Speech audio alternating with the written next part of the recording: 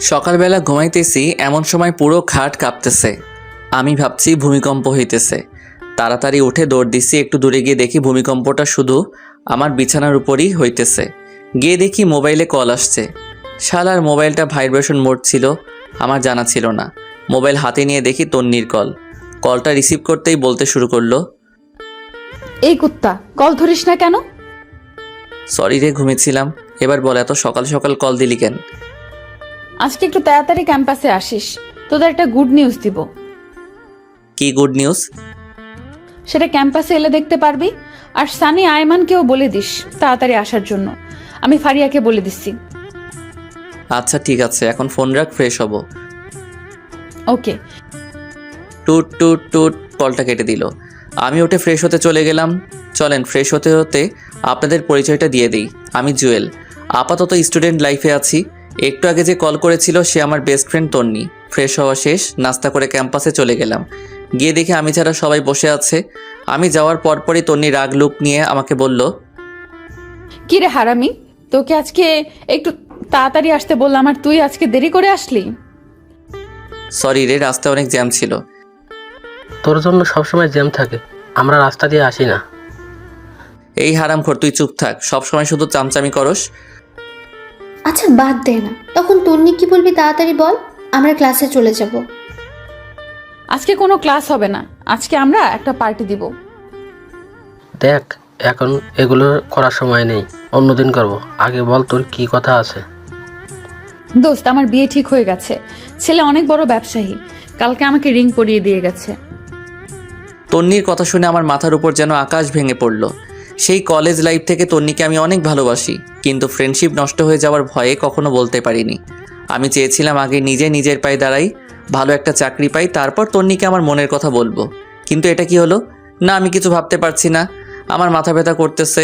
এদিকে সানি, আইমান আর ফারিয়া তন্নিকে শুভেচ্ছা জানাচ্ছে। আমার নীরবতা দেখে তন্নি বলল, কি রে, তোর আবার কি হয়েছে? তুই খুশি হসনি? আমি তাড়াহুড়া করে বললাম, আমি অনেক খুশি হয়েছি। তাহলে তুই এভাবে চুপ করে দাঁড়িয়ে আছিস কেন? দোস্ত, তুই সত্যি বিয়েটা করবি? অবশ্যই, এর থেকে ভালো ছেলে আর কোথায় পাবো? আর তাছাড়া বিয়ের বয়সও হয়ে গেছে। চুপ করে দাঁড়িয়ে রইলাম। আচ্ছা বাদ দে তো, এখন বল বিয়ে কখন? এই তো আগামী শুক্রবার, তোরা সবাই অবশ্যই আসবি। এই নে কার্ড। এ কথা বলে আমাদের সবাইকে একটা করে কার্ড দেয়। আমার কেন জানি বুক ফেটে কান্না আসছে। মনে হচ্ছে আমার জীবন থেকে অনেক বড় কিছু একটা চলে যাচ্ছে। নিজের অজান্তেই চোখের কোণে পানি চলে আসলো। আমার এমন অবস্থা দেখে তন্নি বলল, কি রে, কি হয়েছে তোর? কাঁদতেছিস কেন? আমি তাড়াতাড়ি চোখের পানি মুছে বললাম, আরে না, এমনি। তোর বিয়ে হবে শুনে খুশিতে চোখে পানি চলে আসলো। পাগল। আচ্ছা শোন, রায়হান কল দিচ্ছে, আমি একটু বাইরে যাচ্ছি, তোরা থাক। এই রাহেনটা আবার কে? আরে তোদের দুলা ভাই। আচ্ছা থাক, পরে কথা হবে। Bye bye. তন্নি চলে গেল। আমি অভাব দৃষ্টিতে ওর চলে যাওয়ার দিকে তাকিয়ে আছি। আস্তে আস্তে চোখটা ঝাপসা হয়ে গেল। মনে হয় আবার পানি এসে জমা হয়ে গেছে। এমন সময় ফারিয়া বলল, আচ্ছা আমি ক্লাসে যাচ্ছি, তোরা কেউ যাবি? তুই যা, আমরা একটু পর আসছি। আচ্ছা ঠিক আছে। তারপর সানি আর আইমান আমার কাছে এসে বলে, কিরে, ঘটনা কি? কিসের ঘটনা? তোর চোখে পানি কেন? এমনি পানি চলে আসছে। তুই কি ভাবছিস আমরা কিছু বুঝি না? আমরা তোর বন্ধু না? এখনো সময় আছে, বলে দে তুই যে তন্নিকে ভালোবাসিস। কি সব বলছিস তোরা? দেখ, এখন নাটক করার সময় নেই। যদি সত্যিই ভালোবাসিস তাহলে তাকে বলে দে, কিছু হবে না, আমরা আছি। আমি আর কিছু না বলে সোজা ক্যাম্পাস থেকে বাসায় চলে আসলাম। সোজা রুমে গিয়ে শুয়ে পড়লাম। তন্নির কথা ভাবছি আর চোখ দিয়ে পানি পড়ছে। ওর কথা ভাবতে ভাবতে কখন যে ঘুমিয়ে পড়েছি মনে নেই। ঘুম থেকে উঠে দেখি সন্ধ্যা হয়ে গেছে। সেই 11টার সময় ঘুমাইছি আর এখন সন্ধ্যা হয়ে গেছে। তন্নির কথা মাথা থেকে কিছুতেই যাচ্ছে না। এর মধ্যে আম্মু আমার রুমে আসে এবং বলে, কি রে, এই অবস্থা হয়েছে কেন তোর? কি হয়েছে আমার? চোখ মুখ লাল হয়ে আছে, দেখে মনে হচ্ছে তুই কান্না করছিস। আরে পাগল নাকি, আমি কেন কান্না করব? অসময়ে ঘুমাইছি তাই হয়তো চোখটা লাল হয়ে আছে। পানি দিলে ঠিক হয়ে যাবে। আচ্ছা ঠিক আছে, ফ্রেশ হয়ে আয়, আমি চা নিয়ে আসতেছি। এরপর ফ্রেশ হয়ে চা খেয়ে ছাদে চলে গেলাম। এক কোণে গিয়ে বসলাম আর 4টার দিকে তাকিয়ে আছি। মনের মধ্যে শুধু তন্নির সাথে কাটানোর সময়গুলো উকি দিচ্ছে। খুব ইচ্ছে করছে চিৎকার দিয়ে বলি, তন্নি আমি তোকে ভালোবাসি, অনেক ভালোবাসি, কিন্তু পারছি না। মনের মধ্যে অজানা একটা ভয় চেপে ধরেছে। একটু পর দেখলাম তন্নি কল করছে। কলটা ধরতে ইচ্ছে করছে না, কয়েকবার দেওয়ার পর রিসিভ করলাম। কিরে তুই কল ধরিস না কেন? একটু ব্যস্ত ছিলাম, কি বলবি বল। শোন না দোস্ত, কালকে আমরা শপিং করতে যাব, তুইও আমাদের সাথে যাবি। সরি আমি পারবো না, তুই সানি বা আইমানকে নিয়ে যা। তাছাড়া ফারিয়া তো তোর সাথে আছেই। না, ওরা কেউ যাবে না, প্লিজ তুই চল। দেখ আমার একটু কাজ আছে, আমি যেতে পারবো না। আমি এত কিছু বুঝি না, তুই যাবি। এরপর সে কলটা কেটে দিল। এমনিতে ওর জন্য অনেক কষ্ট হচ্ছে, এর মধ্যে যদি শপিংয়ে যাই তাহলে আমার মাথা আরও খারাপ হয়ে যাবে। না, কিছুই মাথায় ঢুকছে না। যা হওয়ার তা পরে হবে। আমি কালকেই তন্নিকে আমার মনের কথা বলে দিব। পরের দিন ঘুম ভাঙলো তন্নির কলে। মোবাইল হাতে নিয়ে দেখে 22টা কল দিছে। তাড়াতাড়ি উঠে ফ্রেশ হয়ে তন্নিকে একটা টেক্সট পাঠালাম যে আমি আসছি। সারাদিন তন্নির সাথে শপিং করলাম, কথাগুলো বলতে চেয়েও পারলাম না, কেমন জানি অস্বস্তি লাগছে। তন্নির দিকে খেয়াল করে দেখলাম ও অনেক খুশি। এখন কথাগুলো কিভাবে বলবো, যদি ফ্রেন্ডশিপ নষ্ট করে ফেলে। আমি আর কিছু না ভেবে সোজা বাসায় চলে আসলাম। চিন্তা করলাম এখানে আর থাকবো না, তন্নিকে চোখের সামনে অন্য কারো হতে দিতে পারবো না। মনে মনে সিদ্ধান্ত নিলাম তন্নিকে সব কথা খুলে বলবো। যদি সে রাজি হয় তাহলে এখানেই থেকে যাব, আর যদি রাজি না হয় তাহলে দেশের বাইরে চলে যাব। তাড়াতাড়ি করে আম্মুর কাছে গেলাম, গিয়ে বললাম, আম্মু আমি বাইরে চলে যাব, এখানে আর পড়ালেখা করব না। তুই না বলেছিলি এখানে তুই বন্ধুদের সাথে থাকবি, বাইরে যাবি না? সেটা আগে বলেছিলাম, এখন আমি আর দেশে থাকবো না। তুমি আব্বুকে ভিসা প্রসেসিং করতে বলো, আমি শুক্রবারের আগে চলে যাব। এত তাড়াতাড়ি কি হবে, সময় লাগবে। এত কিছু আমি জানি না, আমি শুক্রবারের আগে যেতে চাই। আচ্ছা তোর আব্বু বাসায় আসুক।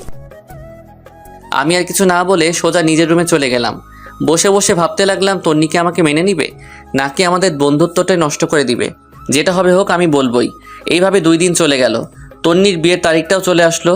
বৃহস্পতিবার বিকেলবেলা সানি আর আইমান আমাদের বাসায় এসে বসে আছে, কারণ একসাথে তন্নির হলুদে যাবে। আমার মোবাইল বন্ধ দেখে বাসায় চলে আসছে। আমিও গেলাম, দেখলাম ওরা বাবার সাথে কী যেন আলাপ করতেছে। আমাকে দেখে সবাই চুপ হয়ে গেল। এরপর বাবা আমাকে বলল, তন্নির বিয়ে আগে বলতি, তোর ফ্লাইট কয়েকদিন পরে করতাম। আমি কিছু না বলে উঠে চলে যাচ্ছিলাম, এমন সময় বাবা বলে, শোন, কোথায় যাচ্ছিস? বাবা ওদের সাথে যাচ্ছি। আচ্ছা যেখানেই যা, তাড়াতাড়ি আসিস।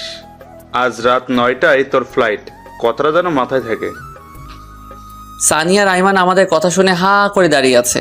হয়তো ভাবছে এত অল্প সময়ের ভিতরে কিভাবে কি করলাম, এবং ওদের না জানিয়ে। এরপর আমি উঠে রেডি হয়ে ওদের সাথে তন্নির বাসায় চলে গেলাম। ওখানে যাওয়ার পর আমাদের আরও অনেকগুলো বন্ধুকে দেখলাম। সানি আর আইমান ব্যস্ত হয়ে গেছে, আমি একপাশে গিয়ে বসে আছি আর তন্নিকে খুঁজতেছি, কিন্তু দেখতেছি না, মনে হয় সাজতেছে। একটু পর তন্নি বের হয়ে আসলো, সাথে আরও কতগুলো মেয়ে সহ। আজকে তাকে অনেক সুন্দর লাগছে, যে কেউ দেখলেই প্রেমে পড়ে যাবে।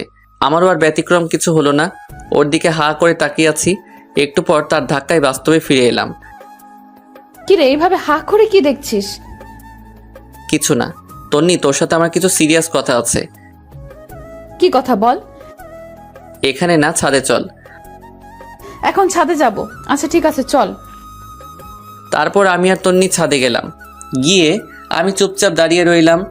আমার নীরবতা দেখে তন্নি বলল, কিরে চুপ কেন, কি বলবি তাড়াতাড়ি বল, আমার নিচে অনেক কাজ আছে। তন্নি তোকে আমি ভালোবাসি, সেই যেদিন তোকে প্রথম দেখেছিলাম সেদিন থেকে। তোর আমার ফ্রেন্ডশিপ নষ্ট হয়ে যাওয়ার ভয়ে আমি এতদিন কিছু বলিনি। দেখ এখন মজা করার সময় না, কি বলবি বল, আমি নিচে চলে যাচ্ছি। তন্নি বিশ্বাস কর, আমি সত্যি তোকে অনেক ভালোবাসি। দেখ ফাইজলামি বন্ধ কর, নাটক দেখে দেখে তুইও নাটক শুরু করে দিয়েছিস। আমি সত্যিই তোকে অনেক ভালোবাসি তন্নি, তোকে ছাড়া আমি আমার জীবন কল্পনা করতে পারি না রে। প্লিজ তুই বিয়েটা বন্ধ করে দে। দেখ তোর ড্রামা বন্ধ কর, কালকে আমার বিয়ে আর তুই বলছিস বিয়ে বন্ধ করতে। ছি, তুই এত নিচু আগে জানতাম না, তুই জাস্ট আমার ফ্রেন্ড, এর থেকে বেশি কিছু না। আমি তোকে অনেকবার বলতে চেয়েও পারিনি, আমি সত্যি বলছি আমি তোকে অনেক ভালোবাসি। এই কথা বলে আমি তন্নির গালে একটা কিস বসিয়ে দেই, আর সে রাগীভাবে আমার দিকে তাকিয়ে অনেক জোরে একটা ধাক্কা দেয় এবং দুই গালে চর বসিয়ে দেয় আর বলতে থাকে, ছি, আমার ভাবতেই অবাক লাগে তোর মতো ছেলের সাথে আমি ফ্রেন্ডশিপ করেছি, তা আবার বেস্ট ফ্রেন্ড। কালকে আমার বিয়ে আর তুই আজকে এসেছিস আমাকে প্রপোজ করতে। তোর একটু লজ্জা শরম নেই? তুই আমার কথাটা শোন। তোর কোনো কথাই আমি শুনবো না। তুই এখনই আমাদের বাসা থেকে চলে যা। তোকে যেন আর কোনো দিন আমার সামনে না দেখি। তোর আর আমার ফ্রেন্ডশিপ এখানেই শেষ। আজ থেকে তুই আমার সাথে কোনো ধরনের যোগাযোগ করার চেষ্টা করবি না। তন্নি প্লিজ আমার কথাটা শোন। তোর সাথে আর কোনো কথা নাই। তুই এখান থেকে চলে যা, না হলে গলা ধাক্কা দিয়ে বের করে দিব। আমি আর কিছু না বলে চোখ মুছতে মুছতে সেখান থেকে বেরিয়ে গেলাম। এরপর বাসায় গিয়ে রেডি হয়ে বাবা আর আমি এয়ারপোর্টের উদ্দেশ্যে রওনা দিলাম। সানি, আইমান, কাউকে কিছু জানালাম না। এরপর এয়ারপোর্ট থেকে বাবার কাছ থেকে বিদায় নিয়ে চলে গেলাম দেশ ছেড়ে। অনেক কষ্ট হচ্ছিল প্রিয় মানুষগুলোর জন্য, কিন্তু আমি এখানে থাকলে হয়তো আরও বেশি কষ্ট পাবো। যাওয়ার আগে নিজের ভার্চুয়াল জগতের সব কিছু ডিলিট করে দিলাম। একটা নাম্বারও ওপেন রাখলাম না। সেখানে গিয়ে বেশ কিছুদিন মন খারাপ করে বসেছিলাম। পরে নতুন বন্ধু, নতুন ক্যাম্পাস পেয়ে তন্নির কথা প্রায় ভুলেই গেলাম। আস্তে আস্তে ওখানকার পরিবেশের সাথে নিজেকে মানিয়ে নিলাম। দেখতে দেখতে 2 বছর চলে গেল। আমার পড়ালেখাও শেষ। চিন্তা করলাম এখানেই কোনো চাকরি করব, কিন্তু সেটা আর হলো না। আব্বু আম্মু কল দিয়ে কান্নাকাটি করতেছে। আব্বুকে অনেকবার বলছি আমি এখানে চাকরি করব, বাট আব্বু বলল নিজেদের ব্যবসা দেখাশোনা করার জন্য। সেদিন রাতে বসে বসে ল্যাপটপে কিছু কাজ করছি। এমন সময় বড় খালা আসলো। আমি বিদেশে বড় খালার কাছেই থাকি আর ওখান থেকে পড়ালেখা করি। আমার রুমে আমি খালাকে দেখে বললাম, খালামণি ঘুমাওনি এখনো? না রে বাবা, ঘুম আসছে না। তুই কি করতেছিস?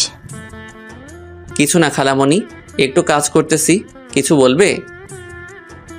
বাবা, একটা কথা বলতাম যদি তুই অনুমতি দিস। আরে কি আজব, আমার সাথে কথা বলার জন্য তোমার অনুমতি লাগবে নাকি? বলো কি বলবে। দেখ বাবা, আমার কোনো সন্তান নেই। তুই আমার নিজের সন্তানের মতোই। তুই যেদিন এখানে এসেছিলি আমি যে কি পরিমাণ খুশি হয়েছি তোকে বলে বোঝাতে পারবো না। আমি ভাবছি তোকে আমি সারা জীবন আমার কাছে রেখে দিব, কিন্তু সেটা তো অসম্ভব। কেন অসম্ভব? আমি তোমাকে ছেড়ে কোথাও যাচ্ছি না। আর তোমার সন্তান নেই কে বলেছে? আমি তোমার সন্তান। কাল রাতে তোর আম্মু কল করেছিল। কি বলেছে? অনেক অসুস্থ, সারাদিন বাসায় থাকতে থাকতে ওর অনেক কষ্ট হয়। তোর বাবাও বাইরে বাইরে থাকে। তাই আমি বলছিলাম কি, তুই দেশে ফিরে যা, তোর মায়ের কাছে থাক, আর একটা ভালো মেয়ে দেখে বিয়ে করে ফেল। তোর মা বাবাও অনেক খুশি হবে। খালামণি সব কিছু ঠিক আছে, বাট আমি দেশেও যাচ্ছি না, অ্যান্ড বিয়ে তো ইম্পসিবল। এরপর খালামণি আমার হাত ধরে বলল, প্লিজ বাবা, এমন করিস না। তোর মা বাবার কথা একবার চিন্তা কর। ওদের কি ইচ্ছা করে না ছেলের বউয়ের সাথে সময় কাটাতে, নাতিদের সাথে একটু খেলা করতে? প্লিজ বাবা, তুই দেশে ফিরে যা। প্রয়োজনে মাঝে মাঝে এখানে আসিস, কিছুদিন থাকবি, ঘুরবি, ভালো লাগবে। প্লিজ বাবা, না করিস না। আচ্ছা ঠিক আছে, দেখি। দেখি না, তুই কালকেই যাবি।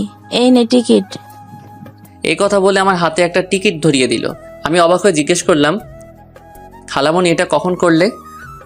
তোর এত কিছু জানার দরকার নেই। আর শোন, আমি কিছু জিনিস কিনে রেখেছি, এগুলো নিয়ে যাবি। এখন ঘুমা। পরের দিন সবকিছু ঠিকঠাক করে খালামণির কাছ থেকে বিদায় নিয়ে চলে আসলাম দেশে। বাবা মা আগে থেকে এয়ারপোর্টে ছিল। আমাকে দেখে কান্না শুরু করে দিল। মায়ের দিকে তাকিয়ে আমি অবাক হয়ে গেলাম। অনেক অসুস্থ, ঠিকমতো দাঁড়াতেও পারতেছে না। বাবার অবস্থাও আগের মতো নেই। এরপর বাবা আর মায়ের সাথে বাসায় গিয়ে খাওয়া দাওয়া করে ঘুমিয়ে পড়লাম। আগের সিমটা আবার ওপেন করলাম। কল আর মেসেজ এসে পুরো সিম ফুল হয়ে আছে। একটা জিনিস দেখে খারাপ লাগলো, তন্নি একটিবারও কল তো দূরের কথা, একটা মেসেজও দেয়নি। হয়তো অনেক সুখে আছে, অনেক ভালো আছে, তাই আমাকে আর প্রয়োজন মনে করেনি। চোখের কোণে পানি এসে জমা হয়ে গেল। আমি সানির নাম্বারটাতে কল দিলাম। কয়েকবার দেওয়ার পর কল ধরেই সানি বলতে শুরু করলো, কিরে তুই বাইসা আছিস? কেন, মরলে খুশি হতি নাকি? এই শালা, কথা বলবি না তুই। তোর সাথে কোনো কথা নাই, আমি তোর কেউ না। প্লিজ ভাই, রাগ করিস না, তোকে আমি সব কিছু বলবো। কিছু বলতে হবে না তোর, তুই তোর মতন থাক। আচ্ছা শোন, বিকেলে কফি শপে আয়, তোদের সাথে দেখা করব। আর কিছু কথা আছে।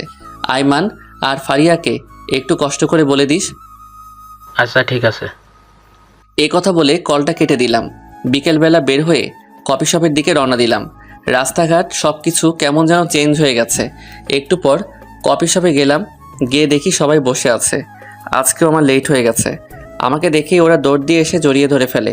এরপর তিনজনে মিলে 10 মিনিট কিল আর ঘুষি দেয়। এতদিনের জমানো সবগুলো একসাথে দিয়ে দেয়। ওদের সাথে কুশল বিনিময় করলাম। তারপর সানিকে বললাম, তো তোর আর কি অবস্থা? চাকরি বাকরি কিছু করিস নাকি? একটা প্রাইভেট কোম্পানিতে আমি আর ফারিয়া একসাথে জব করি। গুড। আইমান, তুই কি করিস? কি আর করব, বাবার সাথে আছি ব্যবসা নিয়ে। তো তুই কি করবি? দেশে থাকবি নাকি আবারও উদা হয়ে যাবি? আরে না, তোদের ছেড়ে আর যাচ্ছি না। তো তোর বউ কোথায়? আরে আমি এখনো বিয়ে করিনি, তবে আব্বা ওনার বন্ধুর মেয়ের সাথে ঠিক করে রাখছে। ওর পড়ালেখা শেষ হলে তারপর বিয়ে। আচ্ছা ভালো। তোদের দুজনের কি অবস্থা? দেখি দুজন দুজনের দিকে তাকিয়ে হাসতেছে।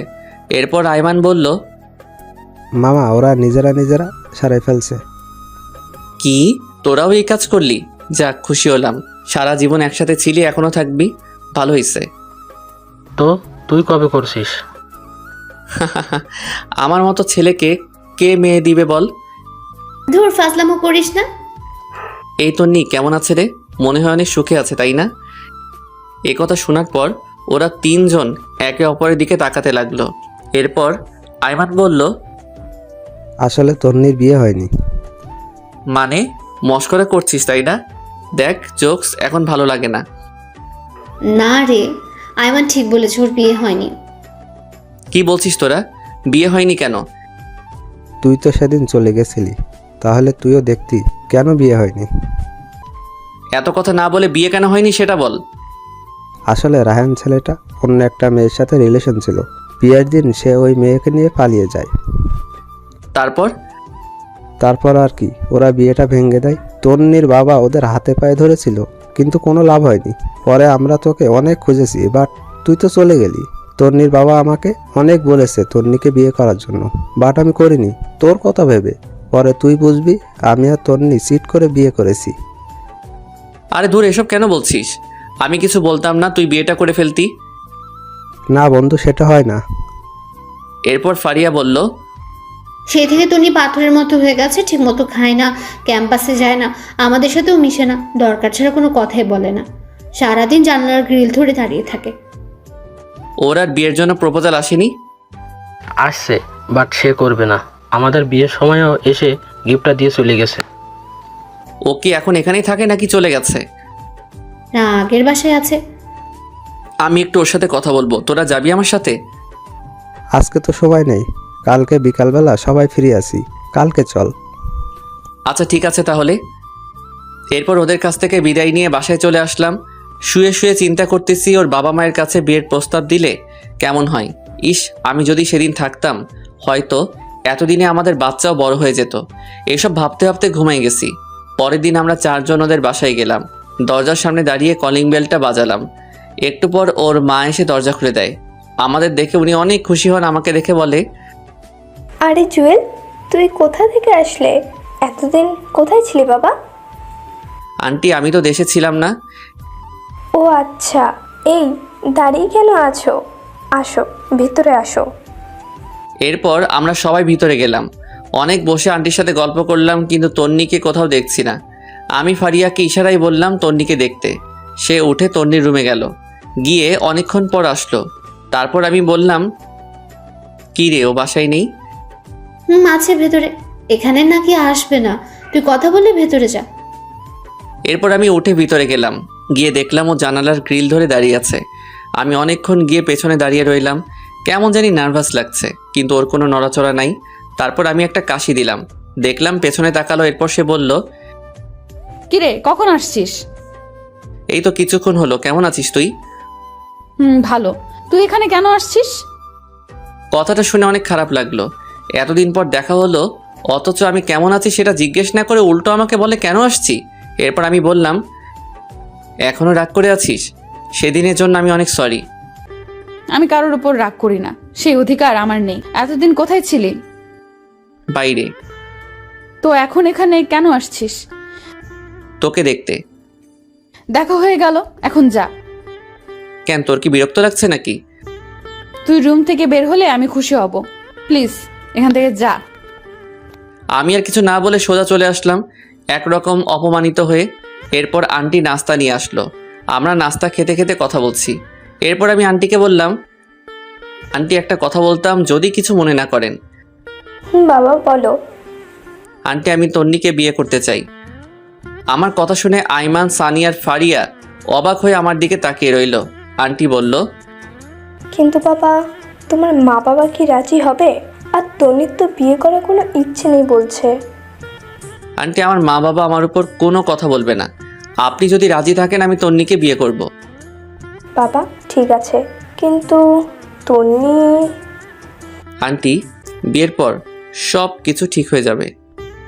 আচ্ছা বাবা, দেখি কি করা যায়। তারপর আমি, আইমান, সানি আর ফারিয়া তন্নিদের বাসা থেকে চলে আসলাম। পরে আমি আব্বু আর আম্মুকে বললাম তন্নির কথা। আমার কথা শুনে ওনারা তো অনেক খুশি। বললেন, তোর পছন্দই আমাদের পছন্দ, আর তন্নি মেয়েটাকে আমারও অনেক ভালো লাগে। অবশেষে আমাদের বিয়েটা হয়ে গেল। তন্নিকে একরকম জোর করে বিয়েটা দেওয়া হয়েছে। কবুল বলার সময় দেখলাম সে বলতে চাচ্ছে না। ফারিয়া আর ওর মায়ের জোড়াজড়িতে বলল, এখন প্রায় রাত 12টা। আমি সানি আর আইমান ছাদের উপরে বসে বসে আড্ডা দিচ্ছি। এমন সময় ফারিয়া উপরে আসলো আর এসে আমাকে বলল, কি রে তুই এখানে? তো কোথায় থাকবো? আজকে না তোর বাসর রাত? তন্নি অনেক আগে থেকে একা একা বসে আছে, যা ঘরে যা। বন্ধু যা, আর বসে থাকা ঠিক হবে না। এরপর আমি উঠে আস্তে আস্তে রুমের দিকে হাঁটা দিলাম। এমন সময় সানি বলল, মামা, মনে করে বিড়ালটা মারিস, আর কোনো দরকার হলে আমাকে কল দিস। এই ফাজিল, তোর মুখে কি কিছুই আটকায় না? সবাই কি তোর মতো নাকি? আমি আর কিছু না বলে একটা পুচকি হাসি দিয়ে ছাদ থেকে চলে আসলাম। বাসর ঘরের সামনে দাঁড়িয়ে আছি। কেমন জানি ভয় লাগতেছে, আবার লজ্জাও। অনেকক্ষণ দাঁড়িয়ে থেকে আস্তে করে দরজাটা খুলে ভিতরে প্রবেশ করলাম। দরজাটা লাগিয়ে দিলাম। দেখলাম তন্নি মাথা নিচু করে বসে আছে। আমি গিয়ে খাটের উপর বসলাম। এমন সময় তন্নি আমাকে বলল, তোর সাথে আমার কিছু কথা আছে। কি কথা বল। আর শোন, আজকে থেকে আমি তোর স্বামী। সো আর তুই করে বলবি না, তুমি করে বলবি, অ্যান্ড আমিও বলবো। দেখ, তোকে আমি কখনোই স্বামী হিসেবে মানতে পারবো না। তুই জাস্ট আমার ফ্রেন্ড। তাহলে বিয়েতে মত দিলি কেন? তোর কি ধারণা আমি নিজে থেকে মত দিয়েছি? জীবনেও না। মা আমাকে ওনার মরার কসম দিয়েছে, সেজন্য আমি বিয়েটা করেছি। তোর মায়ের কসমের জন্য তুই আমার জীবন নষ্ট করবি নাকি? তো তুই এখন কি চাস? তুই জীবনেও আমার কাছে স্বামীর অধিকার দেখাতে পারবি না। তুই তোর মতো আর আমি আমার মতো। ওকে, আমি তোর উপর কোনো অধিকার খাটাবো না।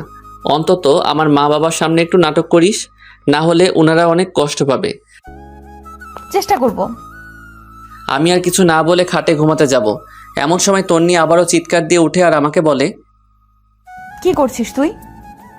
কি করলাম? ঘুমাতে যাচ্ছি। ঘুমাবি ভালো কথা, কিন্তু খাটে কেন? তাহলে কোথায় ঘুমাবো? যেখানে খুশি সেখানে ঘুমা। দরকার হলে সোফায় ঘুমা, বাট খাটে ঘুমাতে পারবো না। এটা আবার কেমন কথা? খাট থাকতে সোফায় কেন ঘুমাবো? কারণ তোর সাথে এক খাটে ঘুমানোর কোনো ইচ্ছাই আমার নেই। সো তুই খাটে ঘুমাবি না। আমি আর কিছু না বলে একটা বালিশ নিয়ে লাইট অফ করে সোফায় ঘুমিয়ে পড়লাম। তন্নিও খাটের উপর শুয়ে পড়ল। আমার কিছুতেই ঘুম আসছে না। পরে আমি উঠে বেলকনিতে চলে গেলাম। মনে মনে ভাবতে লাগলাম, আমার মতো অভাগা হয়তো পৃথিবীতে আর দ্বিতীয়টা নেই। এই বাসরঘর নিয়ে কত কিছু চিন্তা করে রাখছি, বাট কিছুই হলো না। মনে মনে ভাবলাম তন্নির সাথে ফ্রেন্ডশিপটা না হলেই ভালো হতো। সুন্দর একটা জীবন পেতাম। নিয়তি বারবার ওর কাছেই আমাকে নিয়ে আসে। এসব ভাবতে ভাবতে কখন যে চোখের পানি এসে জমা হয়েছে বুঝতেই পারিনি। এমন সময় খেয়াল করলাম রুম থেকে কান্নার আওয়াজ আসছে। আমি তাড়াতাড়ি রুমে ঢুকে লাইটটা অন করলাম। দেখলাম তন্নি ফুপিয়ে ফুপিয়ে কাঁদছে। লাইট অন করতে কান্না বন্ধ করে দিল। তারপর আমি বললাম, কি রে, তুই এখনো ঘুমাসনি? আর কান্না করতেছিস কেন? না, এমনি। তুই কোথায় ছিলি? বারান্দায় ছিলাম। ঘুমিয়ে পড়, বেশি রাত জাগলে আবার শরীর খারাপ করবে। তুইও ঘুমিয়ে পড়। আমি আর কিছু না বলে লাইটটা অফ করে দিলাম। খেয়াল করে দেখলাম ওর মোবাইলে রায়হান ছেলেটার ছবি। এবার বুঝতে পারছি তন্নি কেন কান্না করছে। হয়তো ছেলেটাকে অনেক ভালোবেসে ফেলেছে। মনে মনে ভাবলাম, বালিকা, তুমি আমাকে চেনো না। আমি কোন জলের মাছ। তোমাকে আমার প্রতি দুর্বল করে তারপর প্রত্যেকটা কথার প্রতিশোধ দিব। কোথাকার একটা ছেলের জন্য তুমি আমার ভালোবাসাকে 2 টাকার দামও দিচ্ছ না। এসব ভাবতে ভাবতে কখন যে ঘুমিয়ে গেছি মনেই নেই। সকালবেলা একটা মিষ্টি কাণ্ডে ঘুম ভাঙলো। তাকে দেখে এটা তন্নি, এইমাত্র গোসল করে আসছে। ওর চেহারাটা অনেক মায়াবী লাগছে। আমি অনেকক্ষণ তাকিয়ে থাকার পর তন্নি বলল, ওই এইভাবে ছ্যাঁচড়াতের মতো তাকিয়ে না থেকে তাড়াতাড়ি উঠে ফ্রেশ হয়ে নে, আম্মা এসে কয়েকবার ডেকে গেছে নাস্তা করার জন্য। আমি কিছুই না বলে ওয়াশরুমে চলে গেলাম। ফ্রেশ হতে হতে ভাবলাম তন্নি মনে হয় জীবনেও আমাকে মেনে নিবে না। ফ্রেশ হয়ে রুমে আসতে দেখলাম তন্নি মনমরা হয়ে বসে আছে। আমাকে দেখেই নিচে চলে গেল। আমিও রেডি হয়ে নিচে গেলাম। গিয়ে দেখি আমি ছাড়া সবাই বসে আছে। সবাই একসাথে নাস্তা করলাম। এরপর বাবা বললেন, নাস্তা করে দেখতো আয়মান আর সানি কোথায়? ওদের বাবুর্চির কাছে পাঠাইছিলাম। বাবার কথা শুনে আমি হাসা শুরু করলাম। হায় রে, আমার বন্ধুগুলো বাবুর্চির কাজ করছে। তারপর বাবা বললেন, না হেসে বাইরে গিয়ে ওদের দেখ। আর শোন, কালকে তাড়াতাড়ি উঠিস, অফিসের কলিগদের সাথে পরিচিত হবি আর অফিস বুঝে নিবি। আমি আর যাব না। কিন্তু বাবা। কোনো কিন্তু না, যেটা বলছি সেটাই। তারপর নাস্তা করে সানি আয়মানকে খুঁজতে লাগলাম। বেশ ভালোভাবেই বউ ভাতের অনুষ্ঠানটা শেষ হয়। এরপরে রাতে যখন আবার ঘুমাতে যাই, গিয়ে দেখি তন্নি আগে থেকেই বিছানায় শুয়ে আছে। আমি কিছু না বলে ছাদে চলে গেলাম। সারা রাত ওখানে কাটিয়ে দিলাম। পরের দিন সকালবেলা নাস্তা করে বাবার সাথে অফিসে চলে গেলাম। বাবা সবার সাথে পরিচয় করিয়ে দিলেন এবং এটাও বললেন যে আজ থেকে আমি ওদের বস। সবাই আমাকে অভিনন্দন জানালো। সেদিন সবার সাথে পরিচিত হয়ে বাসায় চলে আসলাম। এইভাবে 1 সপ্তাহ চলে গেল। তন্নির সাথে আমার আর তেমন কথা হয় না, দরকার ছাড়া আর কোনো কথা নেই। সেদিন সকালে নাস্তা করে অফিসে এসে কিছু দরকারি কাজ সেরে নিলাম। তারপর চেয়ারটাতে গা এলিয়ে দিয়ে চোখটা বন্ধ করলাম। এমন সময় ইউসুফের কল। কী রে দোষ, কী অবস্থা? বিয়ে করে তো আমাদের ভুলেই গেলি। আরে না, কী যে বলিস, তোদের কেন ভুলবো? দোষ, তোর বিয়েতে আসতে পারিনি, আম্মু অসুস্থ ছিল, কিছু মনে করিস না। আরে না, তো বল আন্টি কেমন আছে? আগের থেকে ভালো। তোর বাসার সবাই কেমন আছে? না রে দোস্ত, তেমন ভালো নাই। আম্মু আব্বু দুজনই অসুস্থ। এক কাজ কর, ওনাদেরকে নিয়ে দূরে কোথাও থেকে ঘুরে আয়। যদি পারিস দেশের বাইরে চলে যা, ভালো লাগবে। ঠিক বলেছিস। আচ্ছা দেখি কি করা যায়। এই কথা বলেই কলটা কেটে দিলাম। মনে মনে চিন্তা করলাম কোথাও থেকে ঘুরে আসলে মন্দ হয় না। এগুলো ভাবতে ভাবতে দেখি টিফিনের সময় হয়ে গেছে। আমি হালকা কিছু খেয়ে নিলাম। এরপর চিন্তা করলাম তন্নিকে একটা কল দেই, খেয়েছি কিনা জিজ্ঞেস করি। এরপর তন্নিকে কল দিলাম। কিছুক্ষণ রিং হওয়ার পর কলটা ধরলো, বিরক্ত নিয়ে বলল, কি ব্যাপার, তুই এই সময় কেন কল দিলি? না মানে খেয়েছিস কিনা জানার জন্য। দেখ, তোর আমাকে নিয়ে এত ভাবতে হবে না, আমাকে আমার মতো থাকতে দে। তারপর সে কলটা কেটে দিল। বুঝলাম না তন্নি কেন আমার সাথে এই রকম ব্যবহার করে। আমি তোর ভালো চাই, তবুও সে কেন বোঝে না। না থাক, আজ থেকে ওর কেয়ার করব না। ওর মতো ও থাকবে আর আমার মতো আমি থাকবো। এগুলো চিন্তা করতে করতে আবার কাজে মন দিলাম। রাতে বাসায় গিয়ে দেখলাম বাবা বসে বসে খবর দেখছে আর মা রান্নাঘরে। আমি বাবার সামনে গিয়ে দাঁড়ালাম। আমার দাঁড়িয়ে থাকা দেখে বাবা বলল, কিরে, কিছু বলবি নাকি? জি বাবা, একটা কথা বলার ছিল। যদি কিছু মনে না করো তাহলে বলতাম। আরে পাগল, আমার সাথে কথা বলার জন্য তোর অনুমতি লাগবে নাকি? বল, কি বলবি? আসলে বাবা বলছিলাম কি, সারাদিন অফিস কাজ এগুলো করতে করতে তোমাদের সময় দিতে পারি না। চলো না আমরা সবাই মিলে কোথাও থেকে কয়েকদিনের জন্য ঘুরে আসি, সবার ভালো লাগবে। কথাটা আসলে ঠিক বলছিস, বাট যাওয়া হবে না। কিন্তু কেন বাবা? গতকাল রাতে তোর দাদুকে স্বপ্ন দেখেছি, কবরটাও নাকি ভেঙে পুকুরে পড়ে যাচ্ছে। তাই আমি আর তোর মা 10-15 দিনের জন্য গ্রামের বাড়িতে যাব।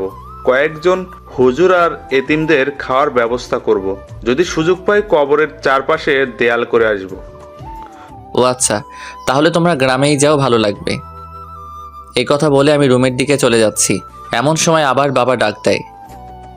শোন, তোর সাথে এমনিতেও আমার কথা ছিল। কি কথা বাবা, বলো। বলছিলাম কি, তোর বিয়ের পর থেকে কোথাও ঘুরতে যাসনি।